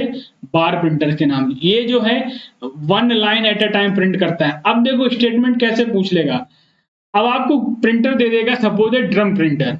अब ड्रम प्रिंटर कह देगा इन regarding of drum printer these printers print the entire line at a time, मतलब पूरी ही लाइन को एक बार में प्रिंट करते हो। अगर आपने पढ़ा है कि लाइन प्रिंटर की एक विशेषता है तो आपको ये पता होना चाहिए। समझ गए? दूसरा पॉइंट क्या है? दूसरा पॉइंट कह रहा है कि this means that these printers use multiple strokes of hammer with different print head at once, यानी कि इसके साथ तमाम सारे स्ट्रोक होते हैं हैमर के, जो डायरेक्ट एक ही बार में जब प्रिंट करेंगे तभी तो पूरी लाइन को एक बार में प्रिंट कर पाएंगे। इट कैन प्रिंट 6000 लाइन्स पर मिनट, 6000 लाइन्स एक मिनट में लगभग प्रिंट कर सकता है ये लाइन प्रिंटर। हिंदी वाले यहां से देख सकते हैं, एक स्क्रीनशॉट लेना चाहें तो ले सकते हैं। ठीक है, आगे बढ़ेंगे। ड्रम प्रिंटर की अगर हम बात करें तो अब लाइन प्रिंटर का ये पार्ट है ड्रम प्रिंटर। तो drum printer consist of a rotating cylindrical drum. Rotating cylindrical drum होता है जिस पर सर्कुलर बैंड शेप में कैरेक्टर्स जो है वो उसकी सरफेस पर उभरे हुए होते हैं। जब डायरेक्ट कांटेक्ट होता है पेपर के साथ, उसके साथ वो क्या करेगा, प्रिंट करता है। बेंड अब ये देखो थोड़ा सा डिटेल में मैंने इसको इसलिए लेने की कोशिश करी है कि यहां से क्वेश्चन पूछे ही गए हैं स्टेटमेंट बेस्ड। अभी देखो लास्ट में जब क्वेश्चन कराएंगे तो आपको देखने को मिलेगा, तो इसलिए घबराना नहीं है। जब तक अगर आप इन स्टेटमेंट को नहीं जानोगे तो क्वेश्चन कैसे सही कर पाओगे। When the print command is given, the drum rotate होता है। Number of desired character hammer के साथ हिट करते हैं पेपर के साथ, और इंक रिबन से होते हुए उस पर्टिकुलर कैरेक्टर को क्या करता है, प्रिंट कर देता है। स्पीड की अगर हम बात करें 300 से 200 लाइन्स पर मिनट इसकी क्षमता होती है। काफी शोर होता है, नॉइजी होता है जब ये प्रिंटर काम करता है। हिंदी वाले देख सकते हैं, मैंने समझाया हिंदी में भी, लिखा हुआ हिंदी में भी, आप यहां से स्क्रीनशॉट ले सकते हैं। पीडीएफ आपको एप्लीकेशन में मिल जाएगी। देखो इस तरीके से ड्रम प्रिंटर होता है। देखिए जरा, इस तरीके से ड्रम प्रिंटर दिख सकता है आपको। देखो सर सिलिंड्रिकल ड्रम है कि नहीं है, और उसी पर ये हैमर्स बने हुए हैं, और इन्हीं हैमर की मदद से पर्टिकुलर पेपर के साथ कांटेक्ट होता है।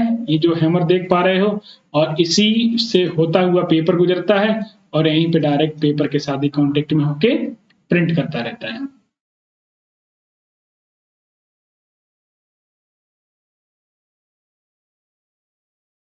ठीक है, आगे देखिए। चेन प्रिंटर की अगर हम बात करें तो कह रहे हो कोई बच्चा व्हाट्सएप नहीं, नंबर डाल देना सर अपना। चलो ठीक है। चेन प्रिंटर की अगर हम बात करें तो ये रिवॉल्विंग चेन कैरेक्टर्स की तरह सेट होता है। These printers typically have a character set of 48, 64, 96 characters. Horizontally rotate होता हुआ ये प्रिंट करता है। Chain printers are not compatible with printing graphics, यानी कि जो हायर ग्राफिक्स होते हैं उसमें ये काम नहीं करता है अच्छे से। 300 to 500 लाइन्स पर मिनट ये प्रिंट करने की कोशिश करता है। आगे बढ़ेंगे। चेन प्रिंटर हिंदी में भी आपको दिख रहा होगा, तो यहां से स्क्रीनशॉट ले लेंगे। चेन प्रिंटर आपका कुछ इस तरीके का होता है, कुछ इस तरीके का होता है आपका ये चेन प्रिंटर। देखो यहां से पेपर ये फिट हो जाता है। ठीक है, प्रिंट हैमर की मदद से ये पेपर को, कैरेक्टर्स को प्रिंट करता रहता है। बैंड प्रिंटर की अगर हम बात करें, बस कुछ ही पार्ट बचा हुआ है, उसके बाद हम लोग क्वेश्चन शुरू करेंगे। Band printers also known as belt printers, इनको बेल्ट प्रिंटर के नाम से भी जानते हैं। But instead of using a chain, band printers use a steel band relatively a small number of hammers. एक स्टील बैंड का इस्तेमाल करते हैं, ना कि नंबर ऑफ हैमर्स को अलग अलग करके। Fonts such as characters and time marks are etched on the surface of steel band. जो भी कैरेक्टर्स होते हैं उसी स्टील बैंड पर उभरे हुए होते हैं। बेल्ट घूमती रहती है और पेपर पर वो प्रिंट होता रहता है। चलिए भाई आगे देखते हैं। बैंड प्रिंटर आपका कुछ इस तरीका है, देख पा रहे होगा। ये जो अल्फाबेट्स हैं, ये जो कैरेक्टर हैं, इसी बैंड पर उभरे हुए होते हैं, और यहाँ से होता हुआ पेपर निकलता है। पेपर यहाँ से निकल रहा होता है, ये चेन घूमती रहती है, इस पर प्रिंट कर देता है। बात करते हैं हम लोग नॉन इम्पैक्ट प्रिंटर्स की। मैंने बताया था स्टार्टिंग में, नॉन इम्पैक्ट प्रिंटर्स वो प्रिंटर्स होते हैं जिनका डायरेक्ट कांटेक्ट उनके हैमर या हेड का पेपर के साथ नहीं होता है, वो प्रिंटर्स कहलाते हैं non impact printers. Non impact printers have no hammer to hit the print heads, यानी कि प्रिंट हेड्स को प्रिंट करने के लिए कोई भी उनके पास हैमर जैसी कोई चीज नहीं होती है। They use ink heads on the ink ribbon, ink ribbon पर कोई भी हैमर जैसी हेड जैसी कोई भी चीज नहीं होती है। These types of printer do not even use ink ribbon, ये इंक रिबन का इस्तेमाल नहीं करते हैं। Instead, non-impact printers use various technologies such as laser printers, electrostatic, xerox, chemical और inkjet। तो इसी तरीके के type of non impact printers मिलेंगे आपको। इसमें सबसे पहला टाइप है इंकजेट प्रिंटर का सबसे पहला टाइप कौन सा है? Inkjet printer. इंकजेट प्रिंटर एक किस तरीके का है? नॉन इम्पैक्ट प्रिंटर है। These printers make prints by spraying a patterns of ink droplets। मतलब कि इंक को क्या करते हैं? स्प्रे करते हैं। स्प्रे के फॉर्म में चीजों को प्रिंट करने का काम होता है। नोज इसके साथ on the paper with the help of nozzle और जेट, और इसी नोजल में छोटे छोटे छेद होते हैं जिनकी मदद से स्मॉल ड्रॉप से इंक जो है वो स्प्रे होती रहती है, और डिजायर्ड जो डॉक्यूमेंट होता है वो क्या होता है? आपका प्रिंट हो जाता है। Inkjet printer use a special type of ink that usually contain iron material. Inkjet printer stored inking cartridges. ठीक है, कार्ट्रिजेस में इंक स्टोर होती है। देखो यहां पर एक मैं आपको वर्ड बता दूं, एक वर्ड आया यहां पर कार्टेज। कार्टेज यूज किए जाते हैं इंक के लिए, वहीं लिक्विड इंक होती है ये। ठीक है, वहीं अगर हम टोनर की बात करते हैं, टोनर की जब हम बात करते हैं तो टोनर में आपको मिलती है पाउडर्ड इंक। कहां गया? हाँ ये रहा। टोनर में आपको क्या मिलेगा? पाउडर फॉर्म में इंक होती है। ये लिक्विड इंक होती है कार्ट्रिजेस में, और जो टोनर लगता है जिन प्रिंटर्स में, उनमें इंक कैसी होती है? यानी कि पाउडर फॉर्म होता है। जो इंक मटेरियल होता है वो पाउडर फॉर्म में होता है, और कार्ट्रिजेस में जो इंक मटेरियल होता है वो लिक्विड इंक होती है। इंकजेट प्रिंटर्स में जो बेसिक डिफरेंस है टोनर और कार्ट्रिज में, याद रखिएगा, पूछ लिया जाता है। इंकजेट प्रिंटर आपका हिंदी में दिख रहा होगा, आप यहां से पढ़ सकते हैं। इंकजेट प्रिंटर कुछ इस तरीके का होगा, आपने आराम से कई बार देखा होगा, प्रिंट भी कराया होगा। दूसरा आता है लेजर प्रिंटर। इंपॉर्टेंट है, क्वेश्चन यहां से पूछा गया है, ध्यान दीजिएगा। IMP मैं लिखे भी देता हूं, क्वेश्चन यहां से पूछा गया है। देखो जरा, लेजर प्रिंटर्स किसका पार्ट है? नॉन इम्पैक्ट का। सबसे पहला स्टेटमेंट यहीं से पूछ लेता है ये पार्ट किसका है, किस कैटेगरी में कंप्यूटर ये आता है laser printer. When the print command is given, the laser beam produces a text or image structure on selenium coated drum। ये याद रखना, वो जो ड्रम होता है वो कैसा होता है? सेलेनियम कोटेड ड्रम होता है। By controlling the electric charges. अब इलेक्ट्रिक चार्ज आया तो यानी कि ये इलेक्ट्रोस्टैटिक एक वर्ड आएगा अगर कहीं भी स्टेटमेंट में, तो आप समझ लीजिए कि लेजर प्रिंटर की बात कर रहा है।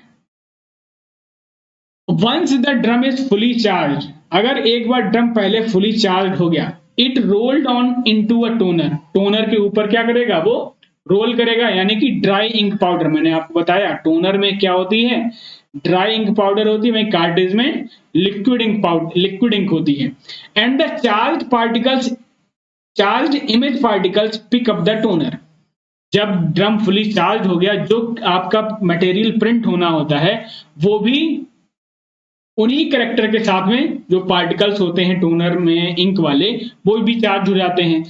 जैसे ही after that the toner is printed on the paper using some heat and pressure, कुछ हीट और प्रेशर लगता है, तो once printed additional amount of toner are collected as well as electric charges are removed from the drum.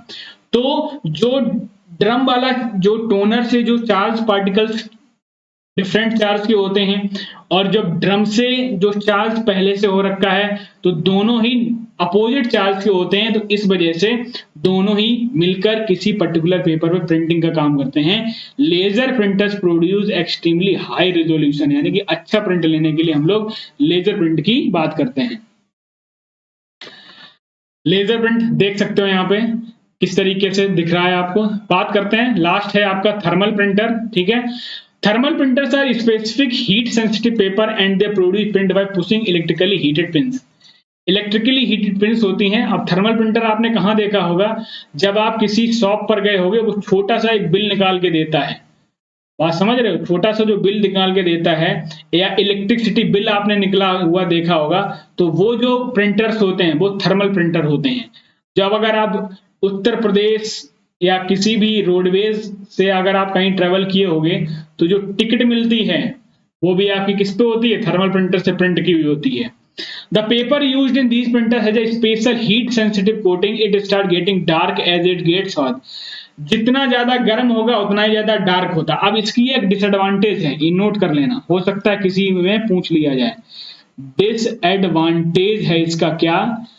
ये समय के साथ फीका पड़ जाता है। ठीक है, जैसे जैसे ओल्डर होता जाएगा इसका जो प्रिंट है वो कैसा हो जाएगा, फीका, यानी कि लाइट प्रिंट होता चला जाएगा।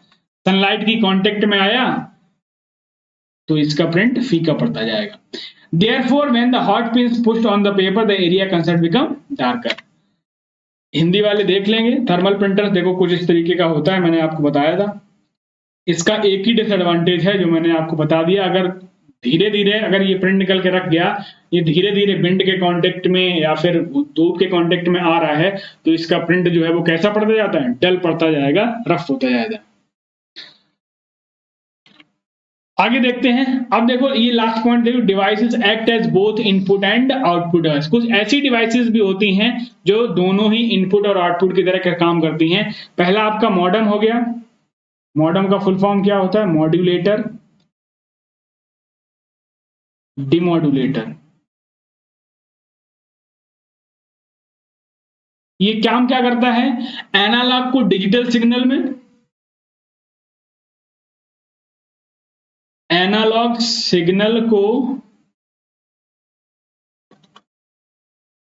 डिजिटल में और डिजिटल को एनालॉग में, ये 22 वर्षा काम करता है, इसीलिए इनपुट और आउटपुट दोनों की तरह काम किया गया। डिजिटल सिग्नल, ठीक।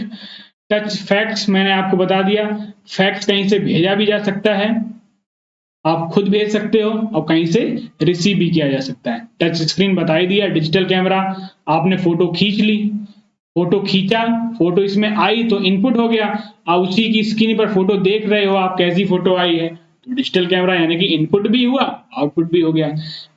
ठीक है, एंटीना हेडसेट हो गया, तो एंटीना हेडसेट यानी कि सिग्नल्स को वो रिसीव भी करता है और आपके सिग्नल्स को ऊपर भी भेजता है। तो ये सारी सारी इनपुट और आउटपुट डिवाइसेस हो गई। अब हम बढ़ते हैं अपने इंपॉर्टेंट क्वेश्चन सेशन की ओर। जल्दी से एक बार कमेंट करेंगे कैसी रही क्लास, आपको कहीं कोई डाउट अगर रहा हो जल्दी से बताएंगे। बीटेक नहीं करना, अरे मैं भी जानता हूं, मैंने आपको पहले ओरिएंटेशन सेशन में बताया था ना, मैं कालिदास बन पाया, ना मैं कालिदास बन पाया, ना मैं आपको बनने दूंगा। समझ रहे हो, मुझे अच्छी तरह से पता है क्वेश्चन कहां से पूछे गए हैं, क्या क्या आपको बताना है। मुझे नहीं बताना कि आपको बीटेक करनी है क्या करनी है, तो प्लीज ऐसे कमेंट ना करिएगा। बिल्कुल बिल्कुल बिल्कुल बिल्कुल, ठीक है। चलो आगे देखते हैं। पहला क्वेश्चन आपकी स्क्रीन पर आ रहा है, देखो कह रहा which among the following is incorrect about laser printers. SSC CGL 2022, SSC CGL 2022 mains का क्वेश्चन है और इसने पूछ लिया है कि लेजर प्रिंटर के बारे में कौन सी चीज गलत है। जल्दी से बताएंगे। कह रहा है कि user uses laser lights for producing dots to form character on a page. ठीक है, नाम से ही क्लियर है, लेजर प्रिंटर तो ये किसकी यूज करेगा, लेजर लाइट का यूज करेगा, यानी कि पहला स्टेटमेंट जो है वो क्या है, सही है। उसने इनकरेक्ट पूछा है, ऐसे क्वेश्चन में ध्यान दिया करिए कि उससे पूछा कौन सा स्टेटमेंट है। फिर देखो कह रहा है कि बहुत लोग ए कमेंट कर रहे हैं, भाई इनकरेक्ट पूछा है, करेक्ट नहीं पूछा है। Can print multiple copies at a time, can print multiple copies at a time. दूसरा है फास्ट स्पीड, बिल्कुल फास्ट स्पीड इसकी होती है। Supports multiple fonts and sizes, बिल्कुल जैसा चाहो वैसा प्रिंट कर सकते हो, लेकिन एक टाइम पर एक ही तो कॉपी प्रिंट करेगा, वैसे नहीं एक ही बार में 10 कॉपी प्रिंट कर दे, नहीं कर पाएगा। बात समझ रहे हो, तो ये सेंटेंस क्या है, गलत है। तो इसका मतलब हमारा जो सही आंसर क्या हो जाएगा, ऑप्शन नंबर बी जो है वो इसका सही जवाब होगा। ऑप्शन नंबर बी जो है वो इसका सही जवाब हो जाएगा। क्लियर हुआ, बिल्कुल सभी का सही जवाब आ रहा है। क्लास कब स्टार्ट होती है, क्लास 8:30 बजे स्टार्ट होती है अल्टरनेट डेज पे। आज हो गई, कल नहीं होगी या परसों होगी। चलो भाई, चलो आगे देखो दूसरा क्वेश्चन जल्दी से बताओ। Which among the following devices is also known as visual display unit. ये भी क्वेश्चन मैंने बताया, विजुअल डिस्प्ले यूनिट इसमें से कौन सी जिस पर डिस्प्ले आपको दिखे? प्रिंटर नहीं, स्कैनर नहीं, ट्रैक बॉल नहीं, आंसर मॉनिटर, देखते ही मारोगे। तीसरा क्वेश्चन जल्दी से बताओ, is a reading device that reads printed text bye scanning it character bye character. Character bye character को स्कैन करने का काम करता है, जल्दी से बताओ ये क्या है? तो नाम से ही आप क्लियर देख पा रहे हो, यहां भी कैरेक्टर है और यहां भी कैरेक्टर है, तो option number D, option number D question number third सही जवाब है। ठीक है, MICR ऐसा कुछ नहीं करता है, ना ही ट्रैक बॉल, ना ही डिजिटाइजर, तो ऑप्शन नंबर डी इसका सही जवाब होगा। अगला क्वेश्चन देखेंगे, विच among the following statement is incorrect for input devices. इनमें से कौन सा स्टेटमेंट, ये सभी PYQ हैं, ये और ध्यान देना, पिछले साल पूछे हुए क्वेश्चंस में हैं, जो SSC, CGL, CHSL मेंस की जो 22 और 23 में जो शिफ्ट हुई हैं उन्हीं के क्वेश्चन हैं। तो आपको पता चल रहा होगा कैसे कैसे क्वेश्चन पूछे गए हैं। क्वेश्चन नंबर 4 जल्दी जवाब दीजिए क्या होगा? पहला स्टेटमेंट कह रहा है कि input devices are also called as peripheral devices. Input devices are also known as peripheral devices. दूसरा स्टेटमेंट कह रहा है कि input devices accept user data. ये तो सही है भाई, इनपुट डिवाइसेस क्या करेंगी? यूजर डेटा को एक्सेप्ट ही तो करती हैं। Input devices helps computer in receiving data. अब इनपुट डिवाइसेस हेल्प करती है कंप्यूटर को डेटा रिसीव करने में, ये भी बात सही है। फिर कह रहा optical mark reader is an input device, OMR बताया था मैंने, OCR बताया था, ये भी स्टेटमेंट सही है। यानी कि इनपुट डिवाइसेस जो हैं वो पेरिफेरल डिवाइसेस की तरह काम नहीं करती हैं। बात समझ गए? तो ऑप्शन नंबर ए जो है वो इसका सही जवाब हो जाएगा। क्लियर है? आगे बढ़ेंगे। विच among the following is statement is incorrect. इनमें से कौन सा एक स्टेटमेंट गलत है? ये क्वेश्चन जो है वो आपको अभी स्किप कर देना है, ये सेकेंडरी स्टोरेज डिवाइस का क्वेश्चन है, ये आपको इसमें नहीं करना है, इसको स्किप कर दो, अभी अगली क्लास में ये देखने को मिलेगा। ठीक है, गलती से इसमें रख गया। आगे देखो, विच of the following is an example of the input device in a computer. Question number 6, निम्नलिखित में से कौन सा कंप्यूटर में इनपुट डिवाइस का उदाहरण है? Touch screen, printer, monitor, speaker. देखो ये तीनों ही कैसे हैं? आउटपुट है, लेकिन ये कैसा है? Touch screen. अब ये मत कह देना सर टच स्क्रीन आउटपुट, अगर ऑप्शन में है, क्योंकि मैंने बताया था आपको touch screen input as well as output दोनों की तरह कार्य करता है। अगर ऑप्शन में नहीं है ऐसा कुछ तो हम किसको टच स्क्रीन क्लिक करेंगे। 7 number, what type of device converts digital signal into a form that is intelligible to the user. इनमें से कौन सा उपकरण डिजिटल सिग्नल को उपयोगकर्ता के लिए समझने योग्य रूप में परिवर्तित करता है? जल्दी से बताएंगे 7th का नंबर क्या है? अब देखो, जो भी आपने इनपुट दिया, इनपुट देते वक्त तो आप समझ नहीं पाए, आप समझ कब पाओगे? जो आपने इनपुट दिया उसके अकॉर्डिंग काम किया है। जब आपको कोई चीज दिखेगी तभी तो आप समझ पाओगे। अगर ऑडियो होगा तो सुनाई देगा, अगर डिस्प्ले पर होगा तो दिखाई देगा।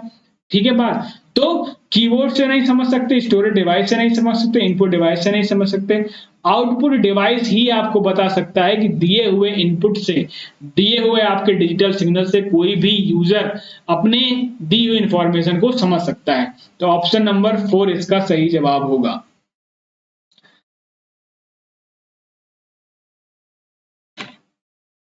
Daisy wheel printer is what type of a printer? Daisy wheel printer जो है वो किस तरीके का प्रिंटर है? इंपैक्ट है या नॉन इंपैक्ट है? जल्दी से बताएंगे। डेजी व्हील कैसा है? देखो स्टार्टिंग में मैंने बताया था, जो लाइन सॉरी कैरेक्टर प्रिंटर का ये टाइप है डेजी व्हील प्रिंटर, तो ये कैसा था? इंपैक्ट प्रिंटर, जिसमें हेड हैमर का इस्तेमाल होता था। तो ऑप्शन नंबर 2 जो है वो इसका सही जवाब हो जाएगा। Which of the following is not a valid pair of input devices? इनमें से कौन सा एक पेयर वैलिड पेयर नहीं है इनपुट डिवाइसेस के लिए? जल्दी से बताओ। पहला कह रहा है कि लाइट पेन और डिजिटल कैमरा, फिर कह रहा है स्कैनर और माइक्रोफोन, फिर कह रहा है ट्रैक बॉल और जॉयस्टिक, फिर कह रहा है प्लॉटर और mouse, not a valid pair. क्या पूछा है? Not a valid pair. अब देखो लाइट पेन ये भी इनपुट है, डिजिटल कैमरा ये इनपुट और आउटपुट दोनों है, तो हमारा इनपुट तो आ गया ना, तो मेरा काम हो गया। स्कैनर आउट इनपुट है, माइक्रोफोन भी आपका इनपुट है, आपकी आवाज को रिकॉर्ड कर रहा है। ट्रैक बॉल तो इनपुट है ही, जॉयस्टिक भी इनपुट है, यानी कि माउस तो इनपुट है, लेकिन प्लॉटर कैसा है आपका? आउटपुट है। प्लॉटर कैसा है? आउटपुट है। माउस आपका इनपुट है, यानी कि ये पेयर जो है वो एक इनपुट है एक आउटपुट है, इसलिए हमारा ऑप्शन नंबर 4 हो गया। एक लोग पूछ रहे हैं, अंकिता सिंह, प्लॉटर क्या होता है? सॉरी, प्लॉटर, हाँ ये चंदन भारती पूछ रहे हैं कि प्लॉटर क्या होता है। प्लॉटर मैं आपको बता दूं, जो बड़े बड़े ग्राफिक डिजाइन्स, जो बैनर पोस्टर्स जो प्रिंट होते हैं, ग्राफिक डिजाइनर जो बैनर प्रिंट होते हैं हाई एचडी क्वालिटी के, तो वो प्लॉटर से प्रिंट किए जाते हैं। तो ये आपका एक तरह के क्या है? एक आउटपुट डिवाइस है। कैसी है? एक आउटपुट डिवाइस है। बात समझ गए? कैसी है? एक आउटपुट डिवाइस है। चलो भाई आगे देखते हैं अगला question number 10। Which of the following produces the best quality graphics reproduction? इनमें से कौन सा एक बेस्ट क्वालिटी ग्राफिक्स रिप्रोडक्शन करता है, अच्छा बना के देता है? दैट वन इज, क्या है? लेजर प्रिंटर से उतना बढ़िया नहीं आता है, बेस्ट क्वालिटी ग्राफिक्स की बात हो रही है, तो क्या होगा? Option number C, plotter. Plotter जो है वो इसका सही जवाब होगा। आगे देखते हैं। What is required when more than one person uses a central computer at the same time? अगर एक से ज्यादा पर्सन किसी भी सेंट्रल कंप्यूटर को एक्सेस करना चाहें एक ही समय पर, तो किसका यूज करेंगे? कह रहे लाइट पेन का बिल्कुल नहीं, माउस का बिल्कुल नहीं, डिजिटाइजर का बिल्कुल नहीं, ऑप्शन नंबर डी, टर्मिनल का इस्तेमाल करेंगे। किसका? टर्मिनल का। अगर कभी कभी इसमें ना दिया हो ऑप्शन में, तो एक वर्ड और मिल जाता है, आउट स्टेशन। ठीक है, इसको आउट स्टेशन भी बोल देते हैं, तो ऑप्शन नंबर डी जो है वो इसका सही जवाब हो जाएगा। आगे बढ़ते हैं question number 12। Once you load the suitable program and provide required data, ये पिछले क्लास का एक क्वेश्चन मैंने डाल दिया है, देखते हैं कितने लोग इसका सही जवाब दे पाते हैं। जल्दी से बताओ। अगर जिसने पहली क्लास ली होगी, अगर किसी ने फर्स्ट क्लास ली होगी, तो वो क्वेश्चन ये बता, मैंने जानबूझ के ये क्वेश्चन रखा था ताकि देखें किस किसने चीजों को समझा है। जल्दी से बताओ क्वेश्चन नंबर 12 का आंसर क्या होगा? जल्दी से बताओ क्वेश्चन नंबर 12 आंसर क्या होगा? कह रहा है once you load the suitable program and provide required data, computer does not need human intervention. अगर आप किसी प्रोग्राम को लोड कर देते हो, फिर किसी मानवीय हस्तक्षेप की जरूरत नहीं पड़ती है, तो यानी कि वो चीज क्या हो रही है? ऑटोमेटिक हो रही है। बिल्कुल, ये इसी की क्वालिटी का ये फीचर है, जो ये पर्टिकुलर स्टेटमेंट दिया गया। ऑप्शन नंबर 4 बिल्कुल सही जवाब। क्लियर है? सर कंप्यूटर के जो फंदा क्वेश्चन करेगा उसके मार्क्स फाइनल में, बिल्कुल बिल्कुल बिल्कुल। अभी सभी लोग बताएंगे लास्ट में कितने क्वेश्चन कितने सही किए हैं, ये तो आपकी ईमानदारी है। देखते हैं कितने किससे सही किए हैं। अगला क्वेश्चन देखिए, क्वेश्चन नंबर 13। कह रहा optical input device allows computer to use light as a source of input. जितनी भी ऑप्टिकल डिवाइसेस होती हैं वो लाइट को as a source of input use करती हैं, तो which of the following is example of optical input devices? इनमें से कौन स्कैनर और एमआईसीआर, कौन कौन इसमें ऑप्टिकल इनपुट डिवाइस है? कह रहा स्कैनर या एमआईसीआर। जल्दी से बताओ, जल्दी से बताओ इसका आंसर क्या होगा क्वेश्चन नंबर 13।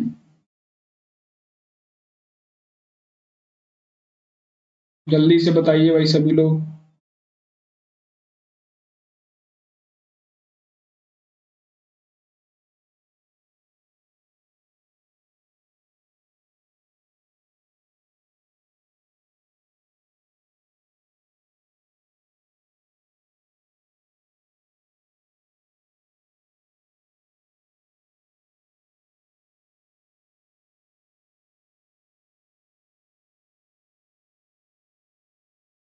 बताओ भाई इसका आंसर क्या होगा क्वेश्चन नंबर 13।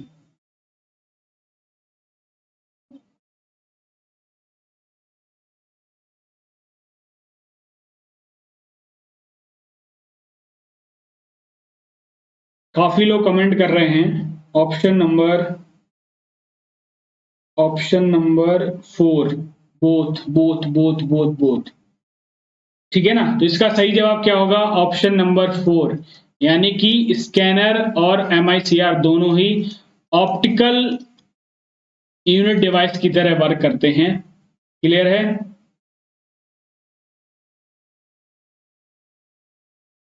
बस खत्म ही होने वाली class. Which of the following will translate images of text, drawings and photos into digital form? इनमें से कौन सा एक टेक्स्ट, ड्राइंग और फोटोज को डिजिटल फॉर्म में कन्वर्ट करता है? जल्दी से बताएंगे। तो डिजिटाइजर तो बिल्कुल नहीं, मॉडम भी नहीं, कीबोर्ड भी नहीं, तो कौन करता है? स्कैनर। आगे देखते हैं question number 15। The higher the resolution of a monitor, अगर किसी भी मॉनिटर का हायर रेजोल्यूशन होगा तो इनमें से क्या होगा? कह रहा larger the pixels, pixel large होंगे। अगर रिजोल्यूशन बड़ा करोगे तो पिक्सल कैसे होंगे? स्मॉल हो जाएंगे।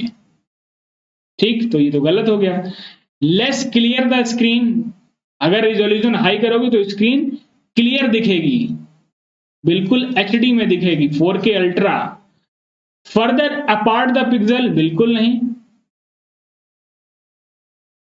ठीक है।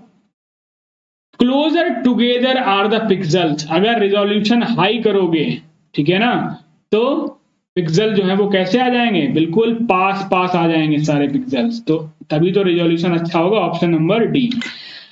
Question number 16। Which of the following statement are correct? इनमें से कौन सा एक स्टेटमेंट सही है? कह रहा laser printers are use drawing, कह रहा लेजर प्रिंटर जो है वो ड्राइंग यूज करते हैं। तो क्या ये क्वेश्चन सही है? इसका आंसर ऑप्शन बताओ जल्दी से, क्या होगा? बिल्कुल सही है। लेजर प्रिंट जो है, लेजर प्रिंटर जो है वो क्या ड्राई इंक यूज करते हैं, यानी कि पाउडर वाली इंक यूज करते हैं। यानी कि इसमें क्या यूज होता है? टोनर का इस्तेमाल होता है, ना कि कार्ट्रिज का। बी पॉइंट देखिए, कह रहा है कि unlike dot matrix and inkjet printer, laser printers do not use ink when producing a document. अब ध्यान देना, ये डॉट मैट्रिक्स और इंकजेट की बात कर रहा है। Printers do not use ink, भाई ये तो गलत हो गया। भाई इंकजेट, सॉरी, लेजर प्रिंटर्स तो इंक पाउडर फॉर्म में यूज करता है, लेकिन डॉट मैट्रिक्स है या ये दोनों हैं, ये कैसे यूज करते हैं? अगला देखो लिखा हुआ है, laser printers use the property of static electricity. बिल्कुल सही है, मैंने बताया था दोनों तरफ के अपोजिटली चार्ज आ जाते हैं। जब चार्ज की बात हो गई तो यानी कि उस पर स्टैटिक इलेक्ट्रिसिटी की बात हो गई। तो ऑप्शन नंबर सी भी सही है, पहला भी सही हो गया, सी भी सही हो गया, लास्ट भी देख लेते हैं। कह रहा laser printers produce ozone gas and tiny powder particles in the air. Laser printer जब काम करता है तो ये, इसको ध्यान देना, ये पॉइंट ऐड कर लेना। ओजोन गैस, ये क्वेश्चन मैंने इसीलिए रखा था, and टिनी toner particles in the air release करता है। ऑप्शन नंबर डी भी सही है, तो आपका ऑप्शन हो जाएगा A, C and D, option number 2। कितने लोगों का ये क्वेश्चन सही हुआ जल्दी बताओ?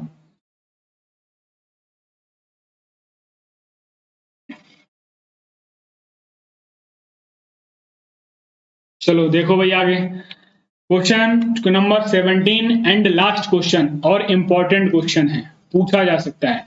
कह रहा print quality of printer is given in, अगर हम प्रिंट क्वालिटी देखें प्रिंटर की, यानी कि प्रिंट करेगा कोई डॉक्यूमेंट, तो उसकी अगर क्वालिटी चेक करनी है तो वो किसमें चेक करते हैं?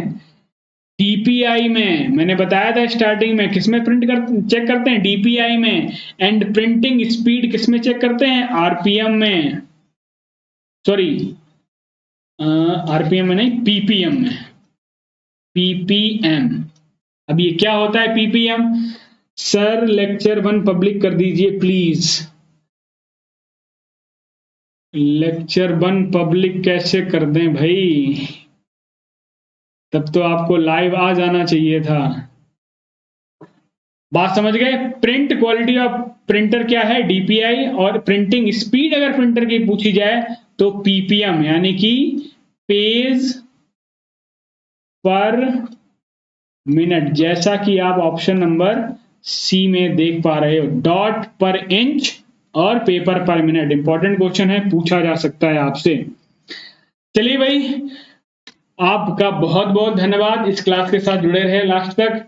तो देखते हैं, जल्दी से कमेंट करो किसने कितना स्कोर किया।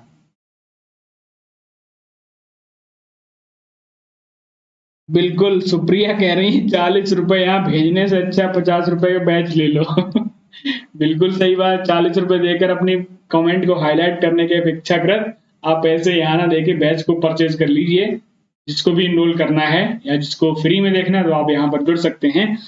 गुरुजी क्लास कब तक के लिए? बस खत्म हो गई भाई, class is over is now. रहस्य 15, सितारा 13, अभय 10, रोनी 14, 16, 13, 11, साहिल, पाल चौधरी 13। ठीक है, चलिए भाई, काफी अच्छा स्कोर आपने किया। और जो भी इस क्लास के नोट्स हैं आपको कंप्यूटर बैच में आपको अपलोड करा दिए जाएंगे। तो इस क्लास को आपने कंप्लीट कर लिया। इससे पहली वाली क्लास को देखिए, मेरा उद्देश्य आपके साथ एक और है कि जो भी क्लास होती जाए प्लीज इनको रिवाइज करते रहना। ऐसा नहीं है कि आज एक क्लास हो गई बस अब रख दिया, अब जब पेपर आएगा तब देखेंगे, नहीं। आज इसको पढ़ा तो 5 दिन बाद इसको फिर देख लीजिए। जो आपको नोट्स मिलेंगे या आपने जो खुद से नोट्स बनाए होंगे, तो मेरा तो ख्याल यही है जो आप खुद से नोट्स बनाते हो वही बेहतर होते हैं आपकी राइटिंग में, आपके तरीके से बने हुए, लेकिन फिर भी प्रोवाइड किए जा रहे हैं। तो इन क्लासेस को रिवाइज जरूर करना है।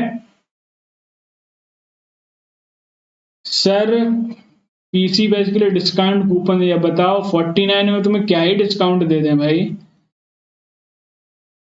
क्यों भाई? कितना डिस्काउंट चाहते हो? इतने में तुम्हारी आत्मा नहीं भर रही है?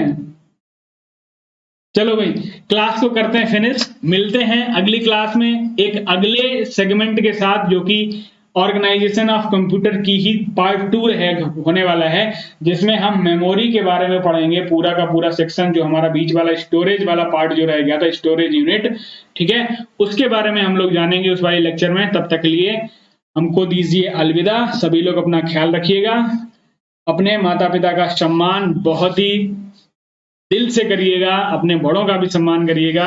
और मेरी ईश्वर से कामना है आप ऐसे ही आगे बढ़ते रहें। मेरा प्रयास है आप कंप्यूटर में बहुत अच्छा स्कोर करके जरूर आएंगे। चलिए मिलते हैं अगली क्लास में, तब तक के लिए नमस्कार, शुभ रात्रि।